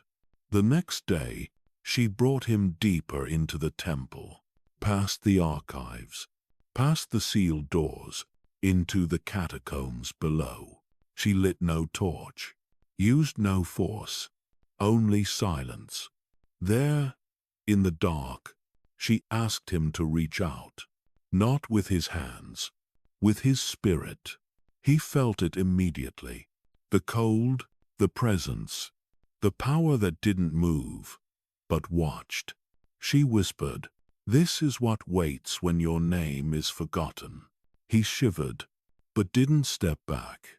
She smiled, not because he was brave, but because he was ready, ready to be claimed. She saw it then. He would make a perfect vessel. But she also saw something else. If she took his body, she wouldn't just be stealing youth. She'd be burying a soul brighter than her own. And for the first time in years, that thought lingered. The first time he said it, she almost didn't hear him. Not because he whispered, because she wasn't ready. They had just finished training. His breathing was sharp, his face streaked with dust. She handed him water. He bowed his head and said it. "Thank you, Master." She didn't move, didn't blink. She had been called Darth by peers, Lady by the ambitious, Monster by the fearful, but never Master like that. There was no fear in his voice, no calculation, just trust, dangerous trust. She turned away, said nothing, but something in her chest tightened. He said it again the next day, and the day after, not because it was required, because it was true for him. He believed she saved him, gave him purpose, gave him identity. He never knew he was being shaped. Zash reminded herself often, a vessel is not a person, a vessel is a path. But he kept acting like a person. He brought her questions, not about power, about meaning. Why do we become Sith? Why does the galaxy keep breaking? Why do people hurt each other if it never helps? She didn't answer, because there were no answers, not ones she cared to share. Instead, she redirected. She taught him lightning control, taught him how to channel anger without burning, how to choke without killing, how to kill without regret. He learned quickly, too quickly. Anger came easy to slaves. So did obedience. But obedience was not what she wanted. She wanted surrender. Not of the body, of the will. Only then could the vessel hold a soul. One afternoon, she tested him. She ordered him to strike a prisoner, a traitor accused of leaking imperial documents. The man begged, cried, promised he was innocent. Kamar hesitated. Zash watched closely. His hands shook. His eyes filled with conflict. Then he lowered his weapon. He whispered, "He's afraid. Killing him teaches nothing." Zash leaned down, whispered back, "Killing never teaches the dead, only the living." Then she killed the prisoner herself. Quick, efficient, unmoved. Kamar stared at the floor, silent, ashamed, not of the death, of his hesitation. She expected guilt to harden into cruelty. It didn't. It hardened into understanding. Later that night, he approached her chamber. He didn't knock. He stood there quietly, until she looked up from her notes. Without anger, without fear, he said, "If I am to serve, teach me why, not just how." She should have ended it there, should have pushed him away, should have reminded him what he was. But instead, she closed her book and spoke, softly, calmly. The Sith do not seek peace. Peace ends questions, ends growth, ends hunger. The Sith must never stop wanting. Not power, not victory, not understanding. He listened, not like a servant, like an equal, and then he said it again. "Teach me, Master." This time, it didn't tighten her chest. It hurt, not from fear, from memory. She remembered being young, being curious, being kind, before the archives took her, before Scosia molded her, before the temple whispered her new name. Kamar was becoming strong, stronger than she planned, stronger than she needed, but not in the way she wanted. His strength wasn't rooted in hate or cruelty. It was rooted in loyalty to her. That made him dangerous, not as a threat, as a possibility. She realized something she had not prepared for. He didn't love the power she promised. He loved the person he thought she was. Bodies can be broken, spirits can be bent, but souls are harder. Zash learned this the moment she tried to push him further. She had designed his training to shape him, to hollow him out, to make space for her. But every hollow she carved, he filled with something else. Kindness, patience, hope.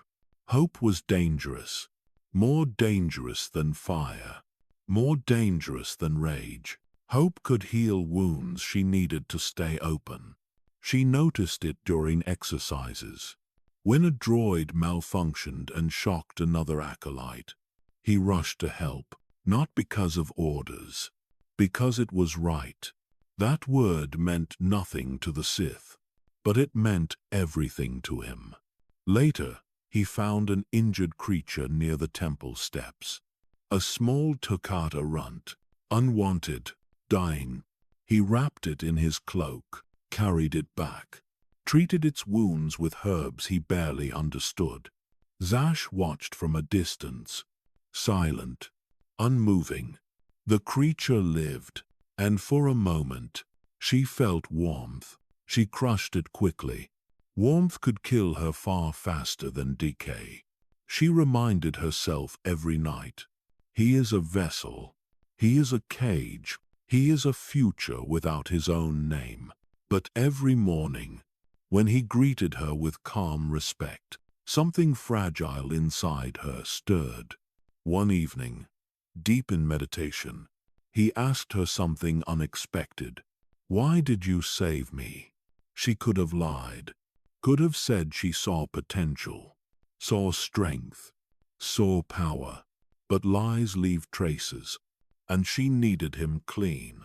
So she said nothing. He nodded, as if silence was enough. Then he added, "I'm glad you did." She looked away, because she didn't have the strength to meet his eyes. He began telling her things he never told anyone. Stories of Ryloth, of the mines, of the tunnels where children sang because it was the only light they had. Zash listened, not for information, for understanding, and she hated that she understood. Once, long ago, she was like him. Before the archives took her, before the Dark Temple hollowed her out, before immortality became the only exit she could imagine, Kamar still believed there was more than survival, that there was worth, even in suffering. That kind of soul did not belong in the Sith Empire. It belonged in stories, in temples, in legends, and Zash planned to steal it. The guilt came slowly, not sharp, not sudden, just a quiet heaviness that settled behind her ribs. She ignored it at first. But guilt has a voice, a soft one, a persistent one. It whispers when silence gets too deep. It whispered when he laughed at a joke another acolyte made, when he shared food with the slaves who cleaned the halls, when he asked if she ever missed her home. Home, a word she thought she buried. Kamar didn't see a monster, didn't see a Sith Lord, didn't see a predator preparing its kill. He saw a mentor, a guide, someone worth trusting, someone worth protecting. That was the problem. She needed him empty, but he was filling himself with things she could not erase. She should have ended it there, should have cut the tether, found another vessel, another apprentice, another body. But time was running out. Her flesh was failing. Her bones were turning brittle. Her breath came in cold, ragged bursts. She needed him. Not tomorrow, not months from now. Now. But when she looked at him, really looked, she saw a soul too bright for what she intended. It didn't make her pity him. It made her fear him. Because if the ritual succeeded, she would inherit that brightness. And brightness leaves no shadows to hide in. For the first time since she began her pursuit of immortality, Zash wondered if eternal life might feel worse than death. The room had no windows, no light, no sound, just breath. Zash stood in the center, wrapped in dark robes that no longer fit. The cloth sagged on her thinning frame. Her hands shook, but her voice did not. She had memorized every word, every pause, every symbol. The ritual could not fail, because she could not survive another day in this body. The lines were carved in blood, not drawn, not inked, blood, her own, a perfect circle, laced with runes forbidden even to Sith, symbols older than the Empire, older than the code, older than her fear. Kamar stood at the edge. He said nothing, but his eyes were not blind. He had begun to suspect. Too late. She offered him tea that morning. He drank it, not because he trusted her, because he still believed in her. That, more than the drug, made it easy. He knelt now, breathing slowly, aware but fading. The sedative dulled his thoughts, but his presence in the Force still burned. She could feel it, that radiant soul, untouched by cruelty, a soul the ritual would claim, not destroy, not erase, consume. Zash lifted the talisman, pressed it to her chest. The stone pulsed, alive, hungry. Spirits answered first, not seen, to felt. The air grew thick. Voices curled through the cracks in the stone. The dead stirred. Tulak Horde, Ajunta Pal, Kalig, names etched in myth. She called them not as servants, but as witnesses. She spoke the first chant. Her voice didn't echo. It vanished. The force reacted, not with power, with pressure. Something pushed back, subtle, distant, like a door refusing to open. She pressed harder. The runes lit. The circle burned red. Her body convulsed. She fell to her knees. Not in pain, in release. Her soul began to rise. She felt her chest loosen. Her skin thinned. The body beneath her mind began to dissolve. She saw her hands from the outside. Her thoughts, untethered. She floated toward him. Not flying, not walking, just drawn. His soul didn't resist. It didn't know what was happening, but the force did. The bond reached him, touched his skin, his mind. He gasped, fell backward, eyes wide, body trembling. Zash pushed harder, just a little more. She was almost free, almost safe. Then it stopped. The light vanished. The runes dimmed.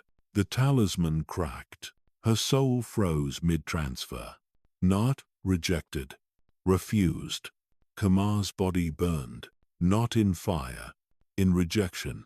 He was fighting now, not physically, spiritually. His soul did not want to leave. It did not want her inside. And the force agreed. Zash screamed, but no one heard it, because her mouth was no longer hers. The ritual collapsed, not in chaos, in silence. The kind of silence that follows judgment. She fell, not backward, not forward, down, into her own body. But something was wrong. Her body was not waiting. It had changed, twisted, collapsed. It was too late. Her soul hit something hollow, dry, rotting, and then darkness, not death. A prison.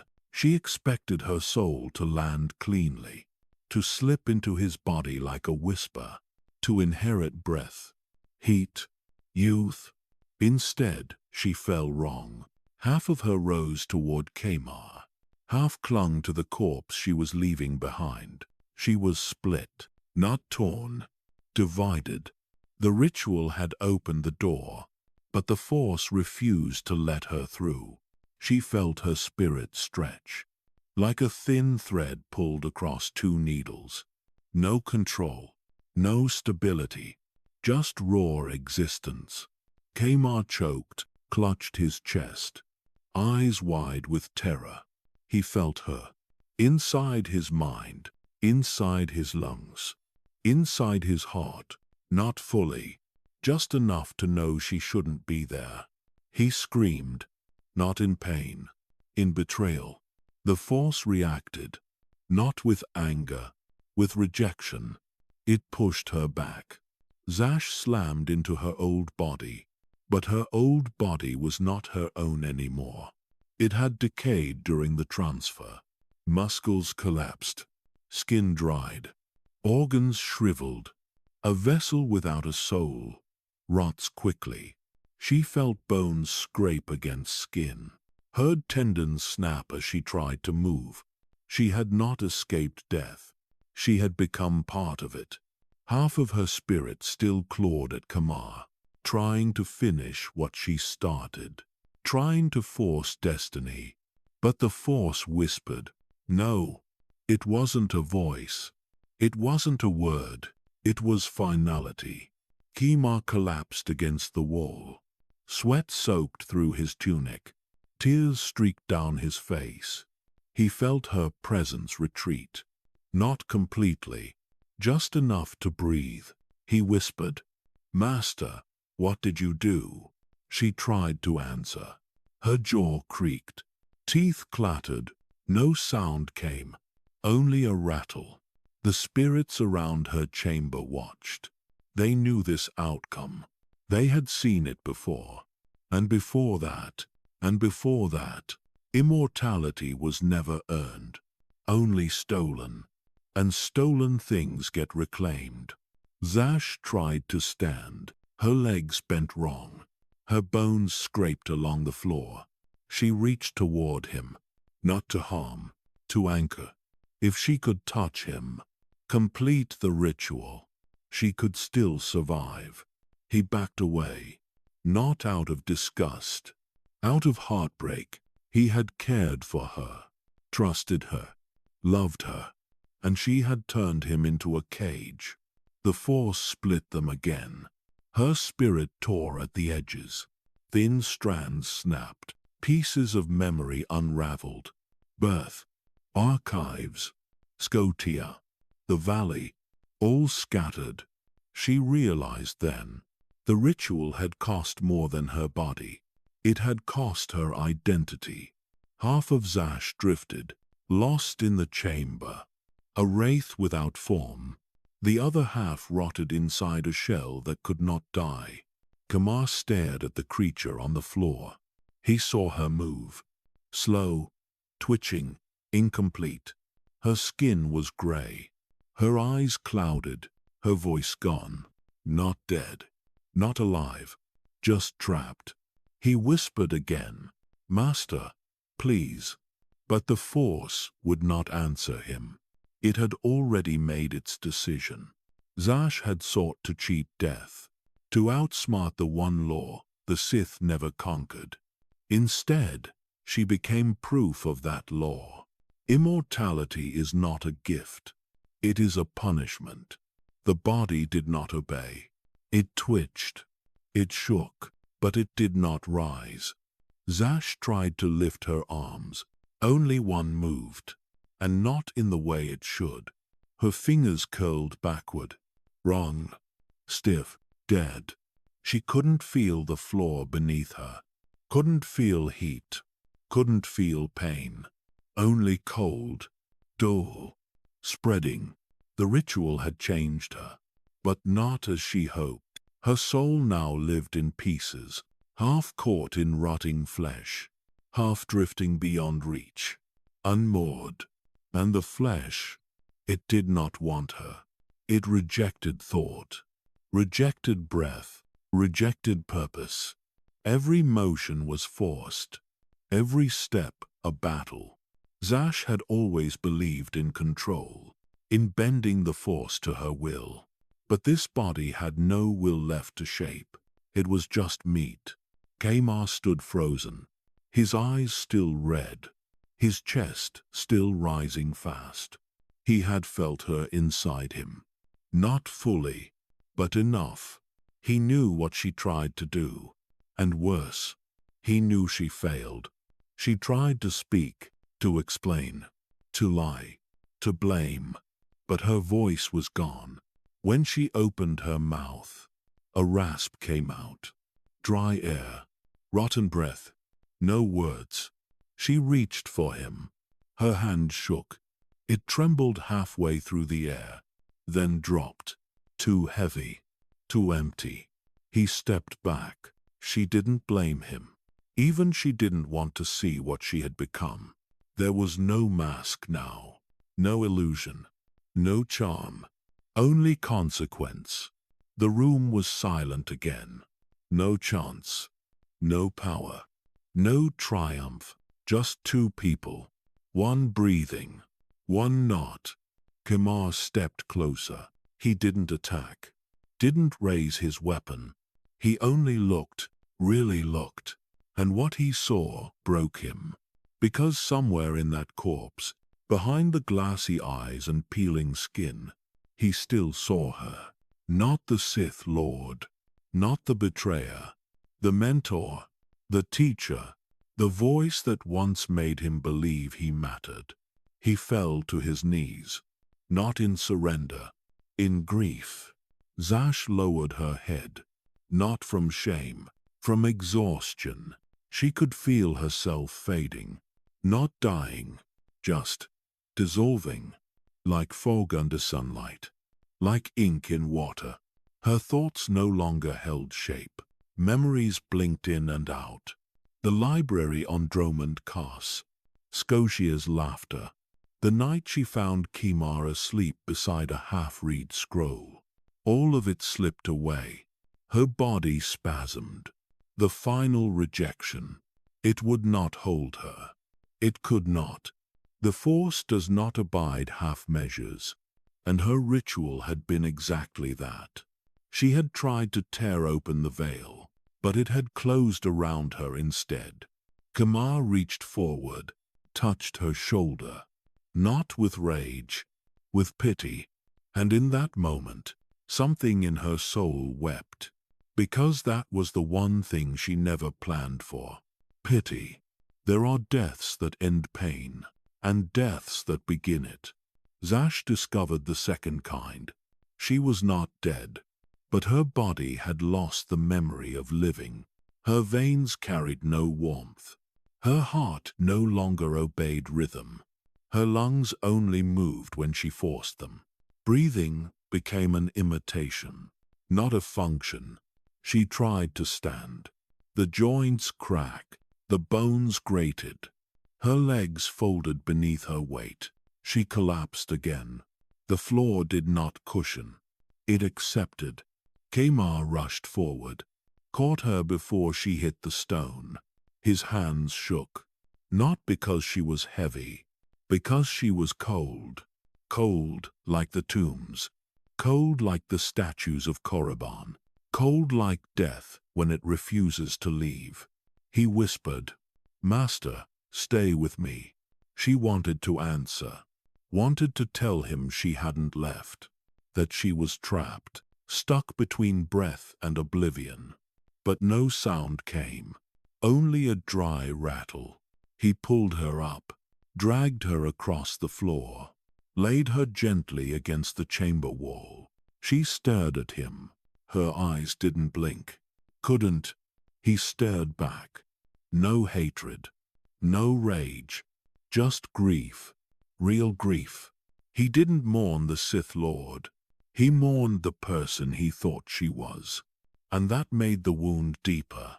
Zash tried to move her fingers. One twitched, then another. Slow, stiff, unnatural. The vessel was rejecting her still. Not killing her, just imprisoning her. The Force watched. Not cruel, not kind. Simply observing the consequence of defiance. Kamar spoke again, softly, carefully. "Why did you choose me?" She remembered the answer. "Because you were strong. Because you were loyal. Because you were perfect." But the truth felt heavier now. Because you were good. Goodness was the thing she lacked. The thing she wanted to consume, to wear, to hide behind. She had hoped it would anchor her soul. Instead, it pushed her away. He leaned closer, tears on his cheeks. "I would have helped you if you just told me the truth." She believed him. That was the tragedy. He would have sacrificed himself willingly, not for glory, not for power, for her. A vessel with love for its master, and a master who never knew what to do with love. She felt the Force tighten around her, not to kill, to seal. The ritual had ended. The sentence had begun. She could not leave the body, could not complete the transfer, could not return to the void, a prisoner, in rotting flesh, with no path forward. Kamar did the only thing he could. He carried her, out of the chamber, past the runes, past the blood, past the failed promise of immortality. He took her somewhere quiet, somewhere safe. A hidden room beneath the temple, a place no Sith cared to search. There, he laid her down, not like a corpse, but like a teacher who needed rest. He wrapped her in blankets she couldn't feel, lit candles she couldn't see, spoke words she couldn't answer. Days passed. Weeks. Maybe more. She did not heal, did not decay, just existed, frozen between worlds. The galaxy moved on. The Council did not mourn. The Empire did not pause. History would record her as a footnote, a failed ritual, a cruel end. But Kamar remembered her differently, not as a monster, not as a master, as a person who tried to live forever, because she had forgotten how to live at all. And that is a grief the Force never bothered to fix. She did not die, but she was no longer alive. The chamber grew still. The candles burned low. The dust stopped moving, and Zash remained, not as flesh, not as flame, as something in between. The shell of her body sat unmoving, but her spirit watched the room, watched him, watched time pass. At first, she believed she could still return, that this prison of silence was temporary, a wound that could be healed, a ritual that could be reversed. But the Force is not cruel. It is final, and she had been judged. Kamar came each day. He brought water. He read aloud. He tried to pretend she was still there, because some part of her was. She could feel his presence, warm, steady, flickering with confusion. He had not reported her, had not told the Council, had not run. He should have, but he didn't. Instead, he spoke to her, told her about the academy, the whispers, the suspicion, and the choices he had to make now, without her. Zash listened. She could not speak. She could not move. But she could feel, and that was worse. Feeling without power. Memory without motion. Regret became her only companion, not for what she had done, for what she had lost. She thought immortality would make her more, but it had made her less. A ghost who could no longer touch the world, not even with fear. Spirits came. Some she had summoned long ago. Others came to watch. They did not help. They whispered, "This is what happens. This is what always happens." She cursed them silently. They were not better than her, just older, just quieter. She refused to vanish. Not yet. So she reached, tried to anchor herself to Kamar, not to harm him, to hold onto something, anything, a thought, a feeling, a name. He flinched one day. She had brushed too close. He turned, spoke her name aloud. Zash. But it came with a question, not recognition. He no longer knew what she was, and neither did she.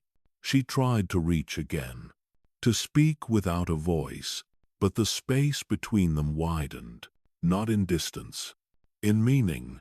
He was moving on. She could feel it. Every night he stayed a little less. Every word he spoke grew shorter, less tender, less afraid, not because he stopped caring, because he had to start surviving.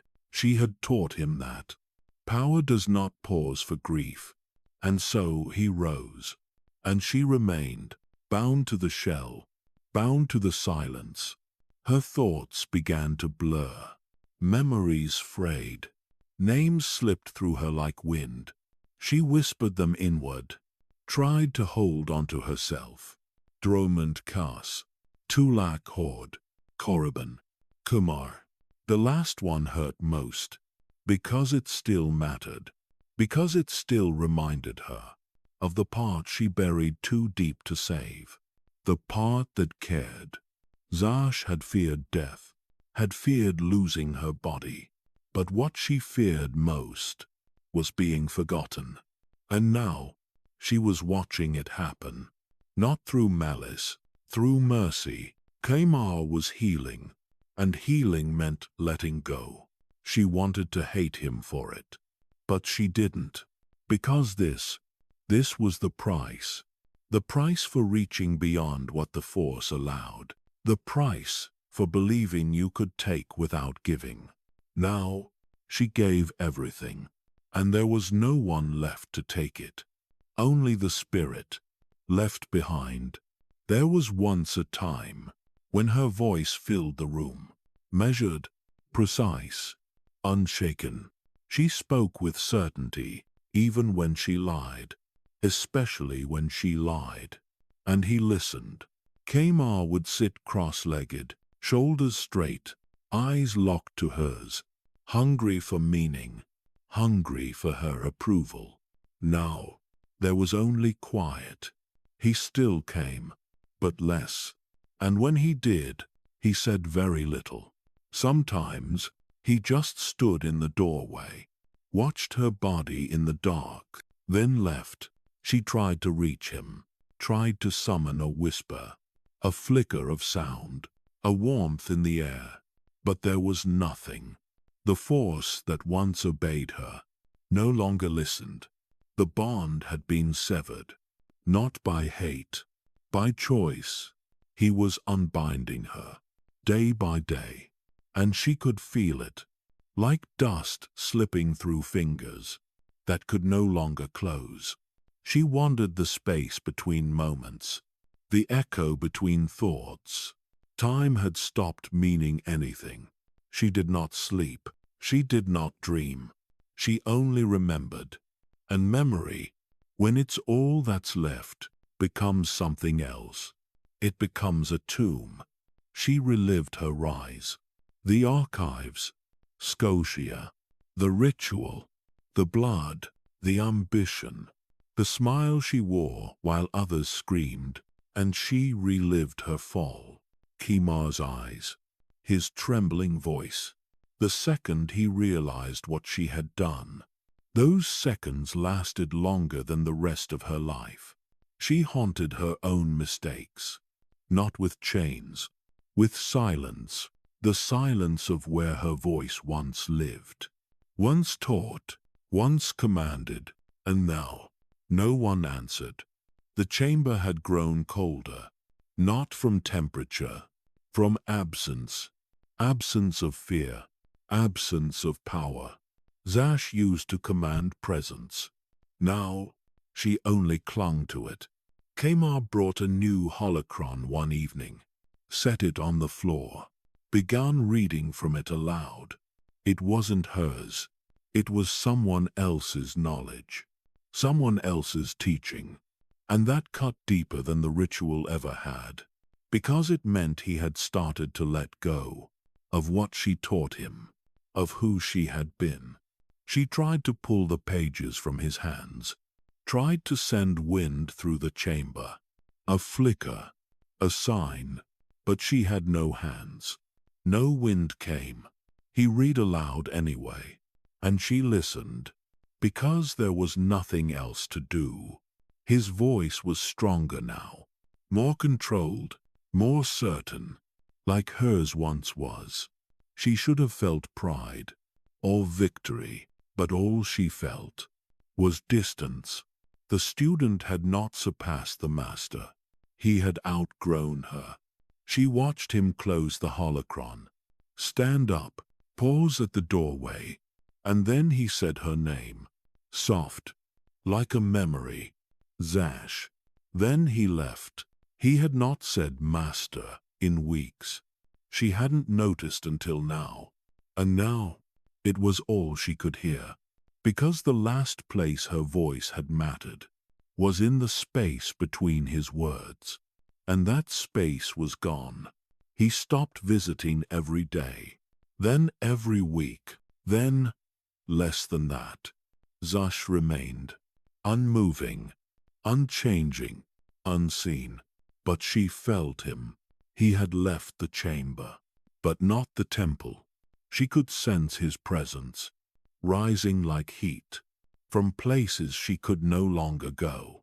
The council began to take notice. Kamar was advancing, quickly, efficiently, too efficiently, the same way she had once risen. They whispered about him, some in praise, some in fear, but none spoke of her. None asked where Darth Zash had gone, because her fall had been silent, because the Sith do not look down, only forward. Zash listened to the rumors. He had claimed her title, taken her seat, learned to hide his kindness behind sharper words. He was becoming what she had tried to be, and doing it better, because he had seen what failure looked like, and buried it. She should have been proud.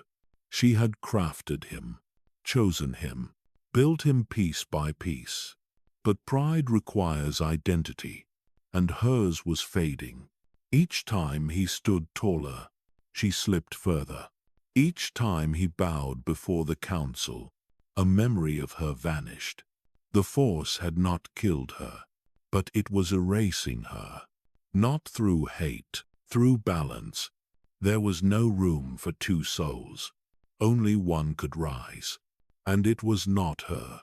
She tried to linger, to tether herself to his name, to the moments they once shared. But even those memories started to belong more to him than to her. He no longer spoke of her, no longer spoke to her, not in words, not in thoughts. She had become something he survived, not something he carried. And still, she stayed. Not for vengeance, not for power, for him, because she could not let go of the one soul that ever made her question her own. She watched him train others. He stood where she once stood, gave orders in the same tone, corrected mistakes with the same sharpness. But when one student fell, he helped them up. Zash noticed. It was a small gesture, one she would have never made, and it made him stronger than she ever was. That realization should have destroyed her, but instead, it made her quiet, not defeated, just still. She no longer tried to speak, no longer tried to be seen, because she wasn't. The Force had made its decision, and he had accepted it. He was no longer her apprentice. He was himself, and she was the ghost that watched, as his shadow grew longer than hers ever had. This was not vengeance. This was justice, the quiet kind, the kind that doesn't scream, that doesn't shatter, the kind that fades. Legacies do not die in battle. They die in silence. Zash learned that in the end. There was no monument for her, no holocron sealed in the archives, no apprentice to carry her name, only rumors of her disappearance, whispers that faded with time. Dust swept from the halls. Kamar never corrected them. He never spoke of her fate, not out of cruelty, out of mercy. He knew what she became, and some truths are too heavy to hand to others. Zash remained in the hidden room, motionless, rooted to a corpse that refused to decay, a body with no soul, a soul with no escape. She tried to hold onto memories, onto ambition, onto identity. But memory is a fragile thing. When nothing in the world remembers you back. One night, he returned, not as an apprentice, but as a Darth, robes dark, eyes calm, voice steady. He stood in the doorway for a long time, long enough for dust to settle around his boots, long enough for silence to explain everything. Then he spoke, soft, low, heavy. "Thank you." It was not sarcastic, not bitter, not mocking. It was honest. She would have answered once. Now she just listened. He continued, "I am who I am because of you, and I survived because I wasn't you." Zash did not flinch. She could not. But the words sank through her nonetheless. Not like knives, like understanding. He reached out, touched the edge of the blanket. She could no longer feel. You taught me power, but you also taught me what power becomes when it cannot let go. He let the blanket go, stepped back, and I won't end like that. It was not a promise to her. It was a promise to himself. He turned to leave, stopped, then added one last line. You mattered. And with that, he walked away. He never came back. Days passed, then weeks, then months. She felt herself thinning, not dying, disappearing. The Force was reclaiming her, not violently, not painfully, like fog at dawn. A slow unraveling. Her memories scattered first. Names came apart, faces blurred, places dissolved. Then emotions, fear, ambition, jealousy, all softened, all emptied. She held on to one last thought. Not power, not immortality. A name. His, Kamar. And then even that began to fade. The body slumped forward, finally still, finally empty, the spirit untethered, finally free. There was no scream, no flash of light, no explosion through the Force, just release, a quiet end, a silent correction. The galaxy never noticed. The Council never cared. History never asked. Legacy is not always written in records. Sometimes it is written in the people who live after you. Kamar lived. Zash faded. And that was the end of it. Not a grand finale. Not a glorious fall. Just the slow death of a legacy that reached too far and found nothing to hold on to. And the Force has always moved on. There are many ways to bind a soul, but only one that lasts forever. Zash had studied them all, from scrolls hidden beneath the Valley of Golg, to whispers buried in the tomb of Tulak Horde. She knew what it meant to trap a spirit, to lock it in suffering, to deny it release. She just never thought it would happen to her. She had not become a ghost. She had become a chain. Not floating, not free, anchored, bound to the place where her ambition died, the chamber where her body failed, the temple where her voice once echoed like thunder. Now only silence answered back. She tried to leave, tried to slip through cracks in the stone, through memories she thought were strong enough to carry her. But the Force does not carry those it does not choose. And it had chosen to leave her behind. Days passed. Then years. Kamar stopped coming. His footsteps faded. His shadow disappeared. New faces arrived. New apprentices. New rituals. None of them knew her name. She watched them from behind stone walls.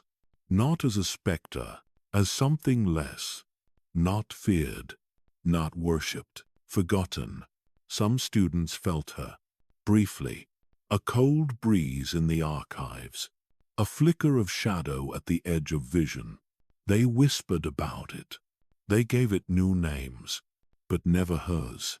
Zash had once believed she would be eternal, that her legacy would shape generations, that her teachings would be carved into the bones of the Sith Academy. Now her scrolls sat untouched. Her holocrons locked, her knowledge scattered and stolen by others who wore different masks. And still, she remained. She no longer tried to speak. The Force did not carry her voice, but it carried her hunger, a hunger not for power, not anymore, for memory. She wanted to be remembered, even in fear, even in pain. But that, too, was fading. The chain that held her was not made of metal. It was made of the lie she told herself. that she could escape death, that she could live through others, that she was different. She wasn't. She was exactly like those she studied. Ajunta Pol, Darth Nihilus, Kalig, each one chasing something they could never hold, each one vanishing into myth, until even their myths were questioned. Zash wasn't even a myth. She was a room, a presence, a coldness. The Sith do not mourn, they consume, and the ones who fail, they are left behind. That was her fate, to sit in silence, while others stood where she once stood, to watch her words twisted, her rituals repurposed, her name erased. She didn't scream. There was no voice left to do it. She didn't fight. There was nothing left to fight for. Just a will, slowly eroding. She felt it every year. A little more of her slipping away, thoughts unraveling, memories collapsing inward, the feeling of robes on her shoulders. Gone, the sound of her voice in lecture halls. Gone, even her own face was beginning to blur. She couldn't remember her mother, her first day in the archives, the moment she was first called Darth. It was all slipping. And still, the chain held, bound not by punishment, but by unfinished desire, a will that could not let go. Even now, as her identity drained into the stone, something in her refused to fade. Something waited, not for salvation, for recognition, a single voice, a single word, spoken in the dark, her name, Zash. That would be enough. That would be freedom. But no one spoke it. Not anymore. Names are fragile things. They live as long as someone speaks them. They die the moment no one bothers to remember. Zash learned this slowly, not through shock, through silence. The first year, a few whispered her name, usually in fear, sometimes in curiosity. But warriors forget fast. The Sith forget faster, and the Empire never stops moving. Her old quarters were given to another. Her seat on the council was filled. Her artifacts were claimed by those with sharper teeth. None of them asked where she went. None of them cared. Care is not a Sith virtue. She watched her holocrons vanish into private vaults. Knowledge she hoarded for decades, sold for favors, and traded for power. One acolyte found one of her scrolls, squinted at her handwriting, muttered, "Who wrote this?" No one answered. He set the scroll aside, chose another author, a louder name, one people still feared. Zash had been replaced, not by a better scholar, not by a stronger lord, by a louder myth. The Sith do not reward accuracy. They reward impact. And Zash, in death, made none. Her memory frayed. At first, it was small things. Dates she once recited from memory. Faces she once could draw by hand. Then it was bigger things. Voices, smells, rooms, even the sound of her own name began to feel foreign. Zash, Zashan, Lord Zash, Darth Zash. Which one was she? Did they ever matter? The priests in the Valley of Gold used to say, "A soul is not destroyed by time. It is destroyed by forgetting." She disagreed once. Now she wasn't sure. Time passed, and those who might have remembered died in battle or vanished into new stories. The galaxy does not pause for ghosts. One day, an archivist added her name to a roster. Zash, presumed dead. No details, no story, no legacy. Just 2 words, presumed dead.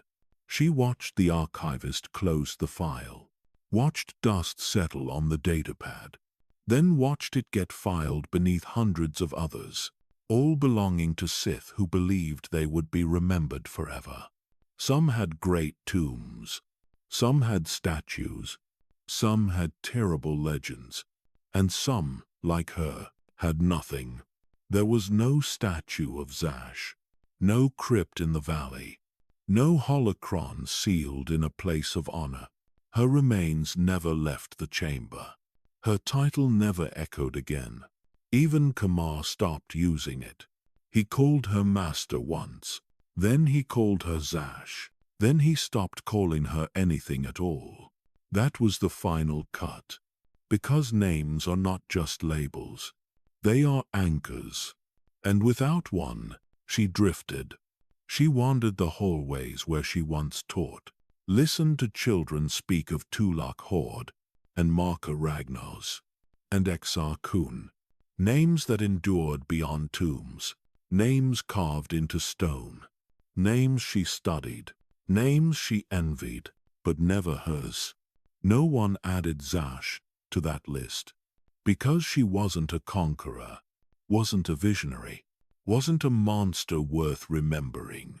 She was a scholar, and scholars are only remembered when someone cares about the details. The Sith do not care about details. They care about victories, weapons, wars, explosions that make the galaxy tremble. Zash made none. Her ritual took no planets. Her ambition toppled no council. Her failure killed only herself. The galaxy barely blinked. She realized then what the ancient spirits always knew. Immortality is not living forever. It is being remembered. And she was not. Her name was lost. Not to hatred, not to erasure, but to indifference. The coldest death of all. One night, as dust settled in the archives, a young acolyte paused at an old file. He traced the name with his thumb. Zash. He whispered it, not knowing who she was. But that whisper hit her like a storm. For an instant, the chain trembled. Her form grew clearer. Her memory sharpened. She waited for more. Another whisper, another voice. But the boy walked away, and the chain stopped trembling. Silence returned. Her name lingered in the air for 3 seconds. Then it was gone. Stone remembers, not clearly, not kindly, but deeply. And in the dark temple, there are walls that still carry her voice. Not all of it, not the words, not the meaning, just the shape of her presence. The way she stood, the way she moved, the pressure she left behind. Zash was never loud. She did not need to be. She carried knowledge like a blade, silent, sharp, and deadly. Only when drawn. The walls remember that. They remember her footsteps, measured, even, patient. They remember her robes, trailing behind her, like shadows that did not belong to her body. They remember her questions, asked not to seek truth, but to expose weakness. They remember her power, not in lightning, not in fire, but in the way others paused when she entered a room. Fear is loud, but respect is quieter and more permanent. There are places in the temple where candles still flicker for no reason, doors that creak open without a breeze. Apprentices feel it, not always, not often, but sometimes.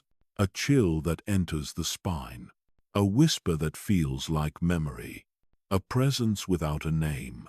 Some call it the temple's curse. Others blame old Sith magic. But it is her, Zash, or what's left of her. She no longer drifts through the halls. She lingers, in corners, in echoes, in the silence between footfalls. The force tether that once held her tight has loosened, not freed, just faded.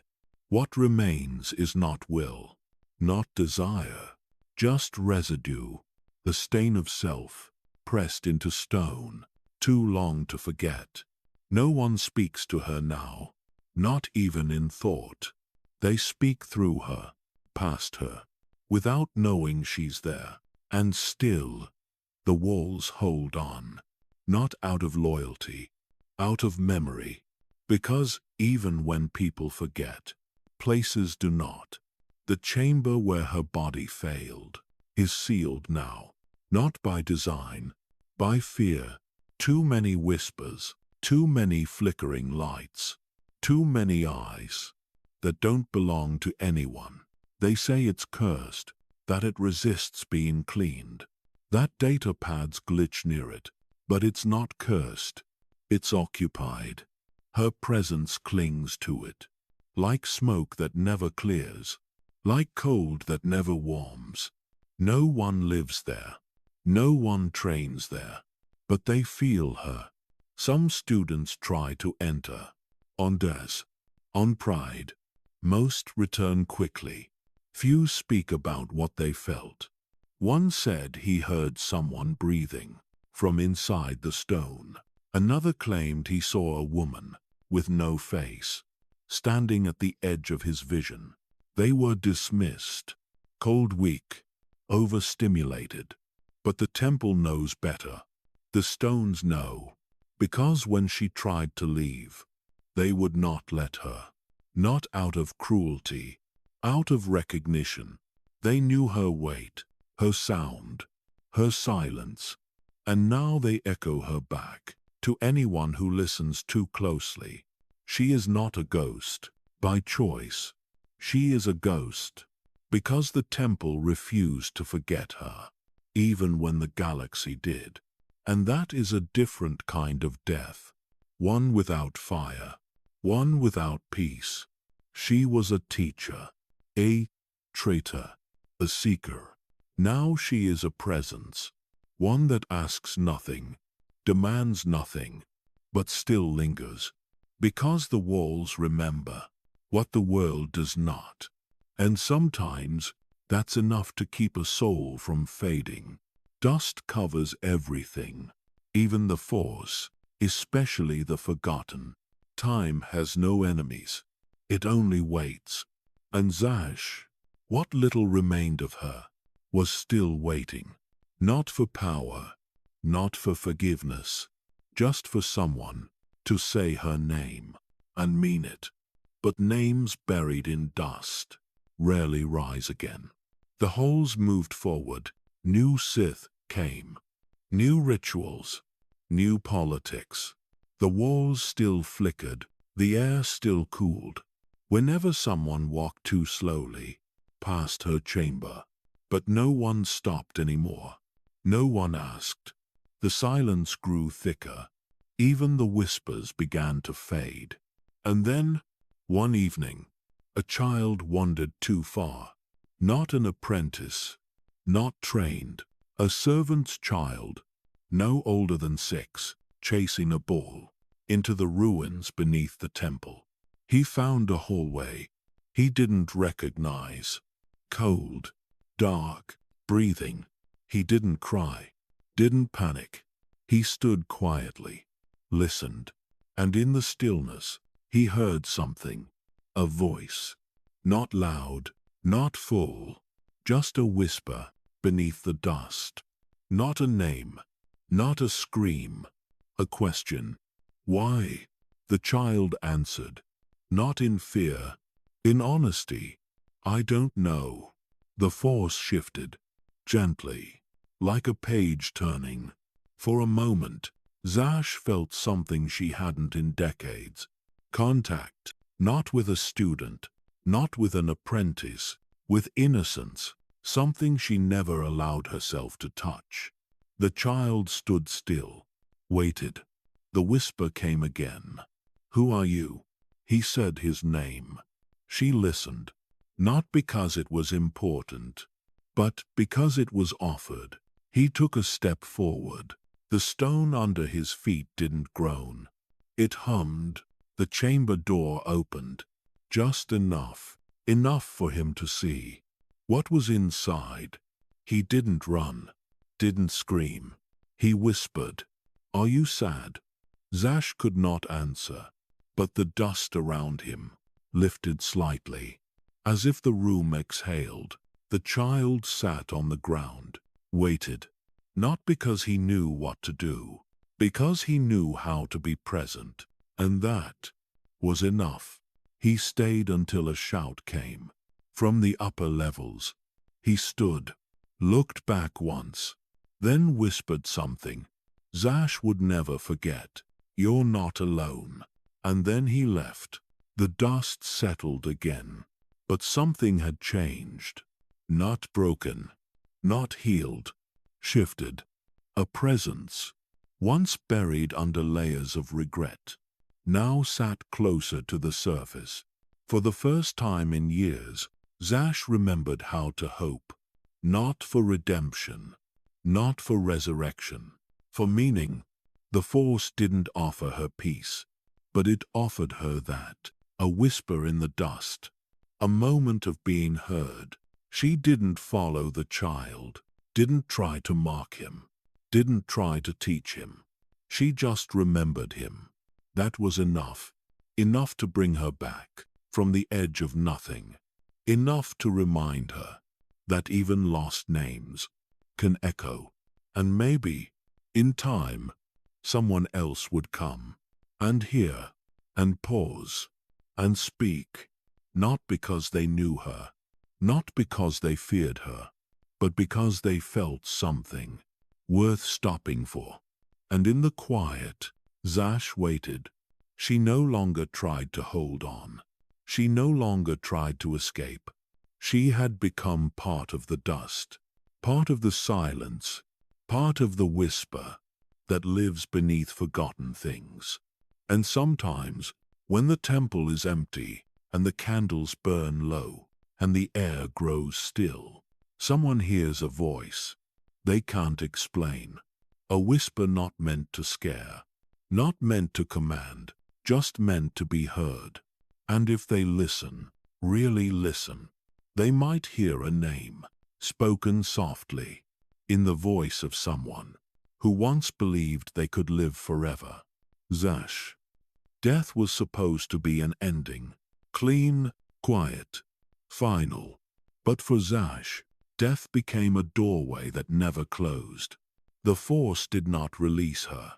It held her, not tightly, not gently, just enough to keep her here. She lingered in the spaces between breath and silence, between memory and myth, between life and nothing. A shadow after death, not seen, not spoken of, but present, always present. When Sith spirits are bound, they usually scream, they curse, they claw at the living. But Zash did not scream. She had nothing left to scream with. Her voice belonged to another life, one she could no longer touch. So she observed. The halls she once walked moved without her. Students training in the courtyard, instructors barking orders, council members shifting alliances. With every rising moon, the Empire did not stop. The Empire never stops. She watched them from corners, from silent rafters, from cracks in the stone, where the light could not reach. No one noticed, not because she was invisible, but because she was irrelevant. The Sith do not sense small ghosts. They only sense threats. And she was no threat to anyone. Not anymore. But she was there when they spoke of the future, when they planned new wars, when they recited history. She waited for her name. It never came. She waited for her work, her rituals, her discoveries. None were mentioned. She waited for her legacy. There was none. History remembered Scosia longer than it remembered her, and he was nothing but a stepping stone. The Force tugged at her gently, as if reminding her that this was always the risk. The Sith feared death, not because they lose power, but because they lose meaning. Zash learned that lesson last. Her existence after death was not fueled by anger, or vengeance, or regret. It was fueled by confusion. Why was she still here? Why did the Force deny her the void? Why did the ritual fail, but not destroy her? The ancient spirits knew. They always know. Some drifted past her in the temple corridors. Old lords with fractured minds, old masters with hollow eyes. They recognized her, not as Zash, not as a Darth, as one of them, a soul that refused to die, and paid the price for refusing. They did not help her. They did not speak. Spirits older than history do not waste words on lost students. They simply moved on, and fading things followed them. Zash was not ready to fade, but fading was not a choice. It was a timeline. Every day, she felt pieces of herself unravel. First came the facts she memorized: dates, names, systems, wars. Then came the emotions she buried: fear, pride, loneliness. Then came the self. Her face blurred first, then her voice, then her name. What is a person? Who remembers nothing? A shadow. That was what she became. A silent presence in the margins of a world that should have forgotten her completely. But the Force remembers everything, even the quiet ghosts, especially them. Life moved forward. New Sith rose. New wars ignited. New names carved themselves into history. Zash drifted behind them, like smoke without a fire, watching their triumphs, with no joy, watching their failures, with no sorrow. She was not there to judge, not there to influence, not there to exist. She was there because the Force would not let her cease. Immortality had always sounded glorious. In the stories she read as a child, spirits bound to tombs, voices echoing across centuries, legends walking through the minds of the living. But immortality feels different when no one knows your name. She was not a legend.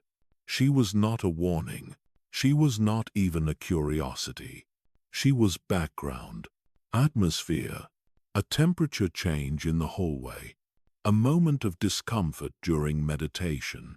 The Sith Academy called it ambient dark energy. They wrote it off. They measured it on charts. They never realized the energy had a name, had a face, had a life. They called it power. She called it prison.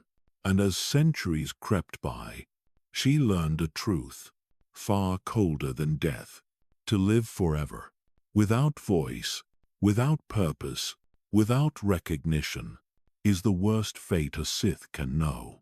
History is loud when it is written, but it is silent when it is lived.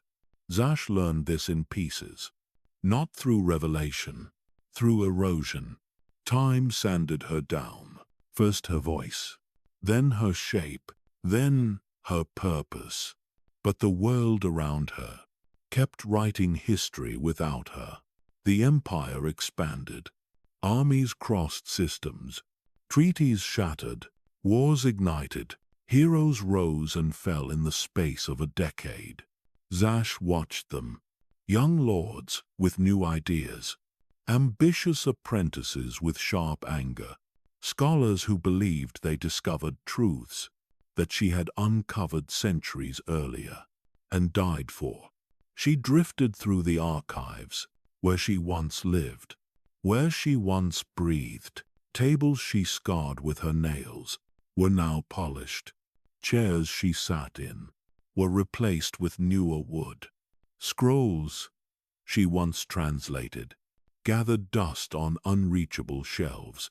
Acolytes passed them by, without noticing their weight. She wanted to reach out, To point. To say there. That is mine. But ghosts cannot point. And ghosts cannot claim. Her holocrons were scattered too. Some became decorations in noble estates. Some were locked away in vaults on Dromund cars. Some were broken in the careless hands of apprentices who never understood what they touched. A few were studied, but scholars who opened them gave credit to other names, louder names, names carved in stone. Zash faded from the footnotes of history, then faded from the margins, then faded from memory. But she was still there, in the hallways, in the archives, in the places where history pretended to be permanent, watching others take what she sacrificed everything for. One day, she followed a lecturer through a classroom on Korriban. He spoke about Sith philosophy, about immortality, about rituals that could bind a soul beyond death. Her topic, her obsession. He traced diagrams on the wall, charts she once drew, theories she once broke her body to test. The students took notes, wide-eyed, hungry. Zash leaned in close, listening to her life, explained as myth. The lecturer said, "These attempts always failed. We have no record of anyone succeeding." The class nodded. Zash didn't know whether to laugh or weep, because she had succeeded, just not the way she wanted. She had refused to die, and that was her success, and her punishment.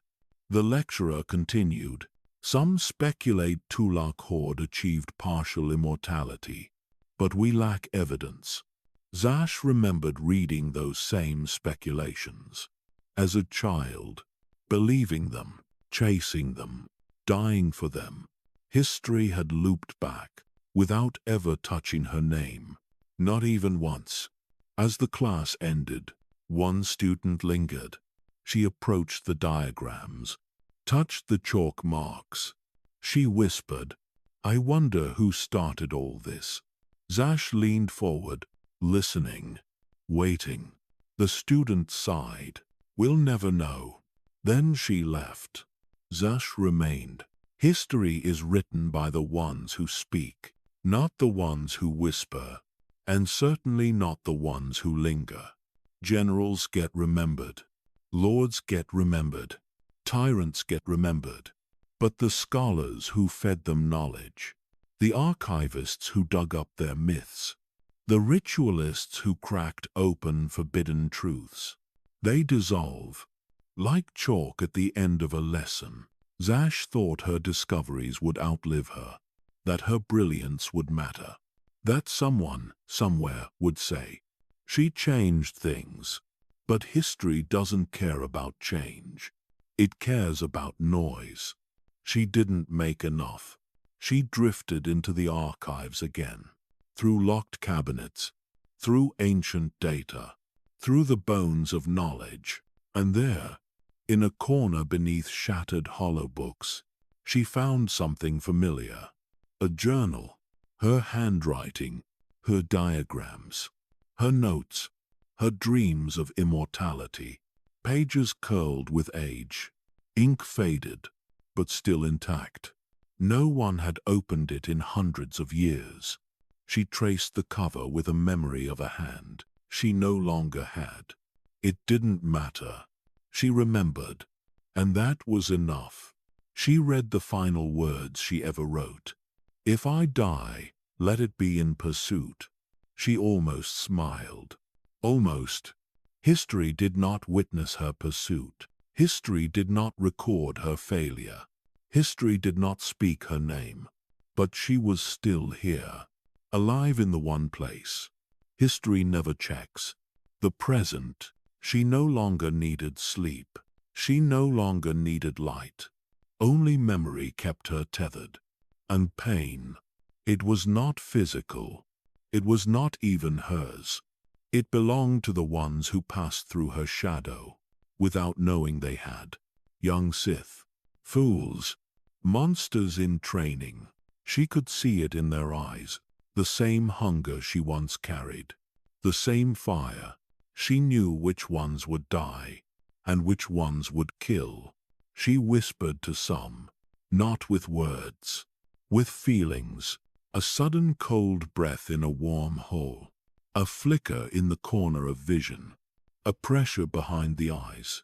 Some ignored it. Others noticed. A few listened. Those who did began to dream of voices in the stone, secrets only they could hear. They thought it was the dark side guiding them. It wasn't. It was her, still trying to be useful, still trying to matter, still trying to teach. They called it madness. They called it corruption. They sent them away, or killed them. She watched it happen again and again. Her legacy repeated in reverse. Not through scrolls, not through doctrine, through haunting, through shadows, through grief. She did not want this, but she couldn't stop it. Because some part of her, the part that once smiled at pain, the part that once craved titles, still whispered too. She was not one voice. She was many. Years passed, centuries, and she began to forget things. Her name, her face, the feel of a heartbeat, the warmth of sunlight, but some things remained. Korriban, Tulak Horde, the ritual that betrayed her, the apprentice who wept. His name stayed sharp when everything else faded. He had tried to save her, and she had tried to use him, but in the end, he had not destroyed her. He had mourned her. That was worse. He had honored her, and that made the chains tighter. No Sith was supposed to be mourned. No Sith was supposed to be loved. She had been both, and now she was neither. There were moments, rare and silent, when she thought about letting go, letting her spirit fall into the void, beyond death, where even memory dissolves. But she couldn't, because something deeper than hate kept her here. Regret, not for the pain, not for the murders, not even for the betrayal, but for the fact that none of it mattered. All the rituals, all the secrets, all the power, it hadn't saved her. It hadn't freed her. It hadn't made her eternal. It had made her this, a ghost, bound by choice, defined by failure. Every day, she watched Sith walk the same path, clawing toward immortality, chasing voices in the dark, repeating her steps. She wanted to scream at them, not to warn them, not to help them, to beg them, to remember her. But they never did. She was not a lesson. She was not a warning. She was forgotten. And yet, something refused to fade. Her spirit would not break. Her will would not vanish. There was one place she returned to, again and again. The ritual chamber, the place where her soul tore, where her triumph failed, where her body collapsed, and her pride turned to silence. She circled that place like a wound. It remembered her, and she remembered it. Stone cracked in her presence. Flames dimmed when she passed. The force twisted, just slightly, and that was enough. Enough to believe that something still remembered, that something still waited. Maybe one day, someone would walk in, someone clever, someone cruel, someone like she had been. And maybe they would hear her. Maybe they would speak her name. She could not hope. Hope was long dead, but she could wait. And that's what she became. Not a ghost, not a Sith, not even a memory, just something that waits. The Force does not lecture. It does not explain. It does not persuade. It shows. Zash became the lesson. Not in texts, not in statues, in presence, a quiet warning to anyone who chased immortality, without understanding what they were asking for. Most Sith believed immortality was simple, a ritual, a sacrifice, a body stolen before death could claim it. They studied Tulak Horde, they studied Nihilus, they studied spirits trapped under tombs, and believed those spirits were victories. They never asked if those spirits were screaming. They never asked if the trapped ones wanted release. Zash knew the answer. Immortality without identity is just another prison. And prisons do not end. They simply shrink. She watched young Sith argue about power and purpose. She watched them kill for rank and die for pride. Every time she saw a body fall, she wondered if that soul would join her fate. But most did not. Their deaths were honest, final, complete. The Force carried them into silence, into nothing, into peace. Zash could only observe. A ghost is not a prophet. A ghost is not a guardian. A ghost is a reminder. Sometimes, when the temple was silent, an acolyte would stand alone and feel a presence behind them. A weight, a chill. Some turned away, some ran, some whispered prayers they never believed in. None understood. Not until later. Not until they touched the dark side, deep enough to recognize the difference between power and consequence. That was when they heard it. Not a voice, not words. A feeling, the feeling that someone was watching, not to guide them, but to warn them, to say, I have been where you are going, and there is nothing there. This became her legacy. Not the rituals, not the holocrons, not the ambition, the warning. What happens when a Sith refuses to die? They do not become gods. They do not become legends. They become leftovers, fragments of purpose, bound to walls that no longer remember their shape. Zash did not want pity. Sith never do. But she wanted understanding. She wanted someone to see her fate and turn away from it. Not from fear, from clarity. But the Sith are stubborn. They chase the same wounds across thousands of years. They called it power. They called it destiny. And so the cycle continued. She waited, not for salvation, not for freedom, for recognition. One day, centuries after her body fell, a new lord studied the temple, older than most, sharper than most. He sensed her immediately, not as a ghost, as a fracture, a tear in the Force. He stood in the ritual chamber, closed his eyes, listened. Zash hovered at his side, silent, still. He whispered to the dark, whoever you are, you stayed too long. She felt something stir. Not hope, acknowledgement. He opened his eyes, not afraid, not impressed, just aware. This is what happens, he said, when we try to cheat the end. He didn't run. He didn't command. He understood. Zash did not ask for more. She did not try to speak. She did not reach out.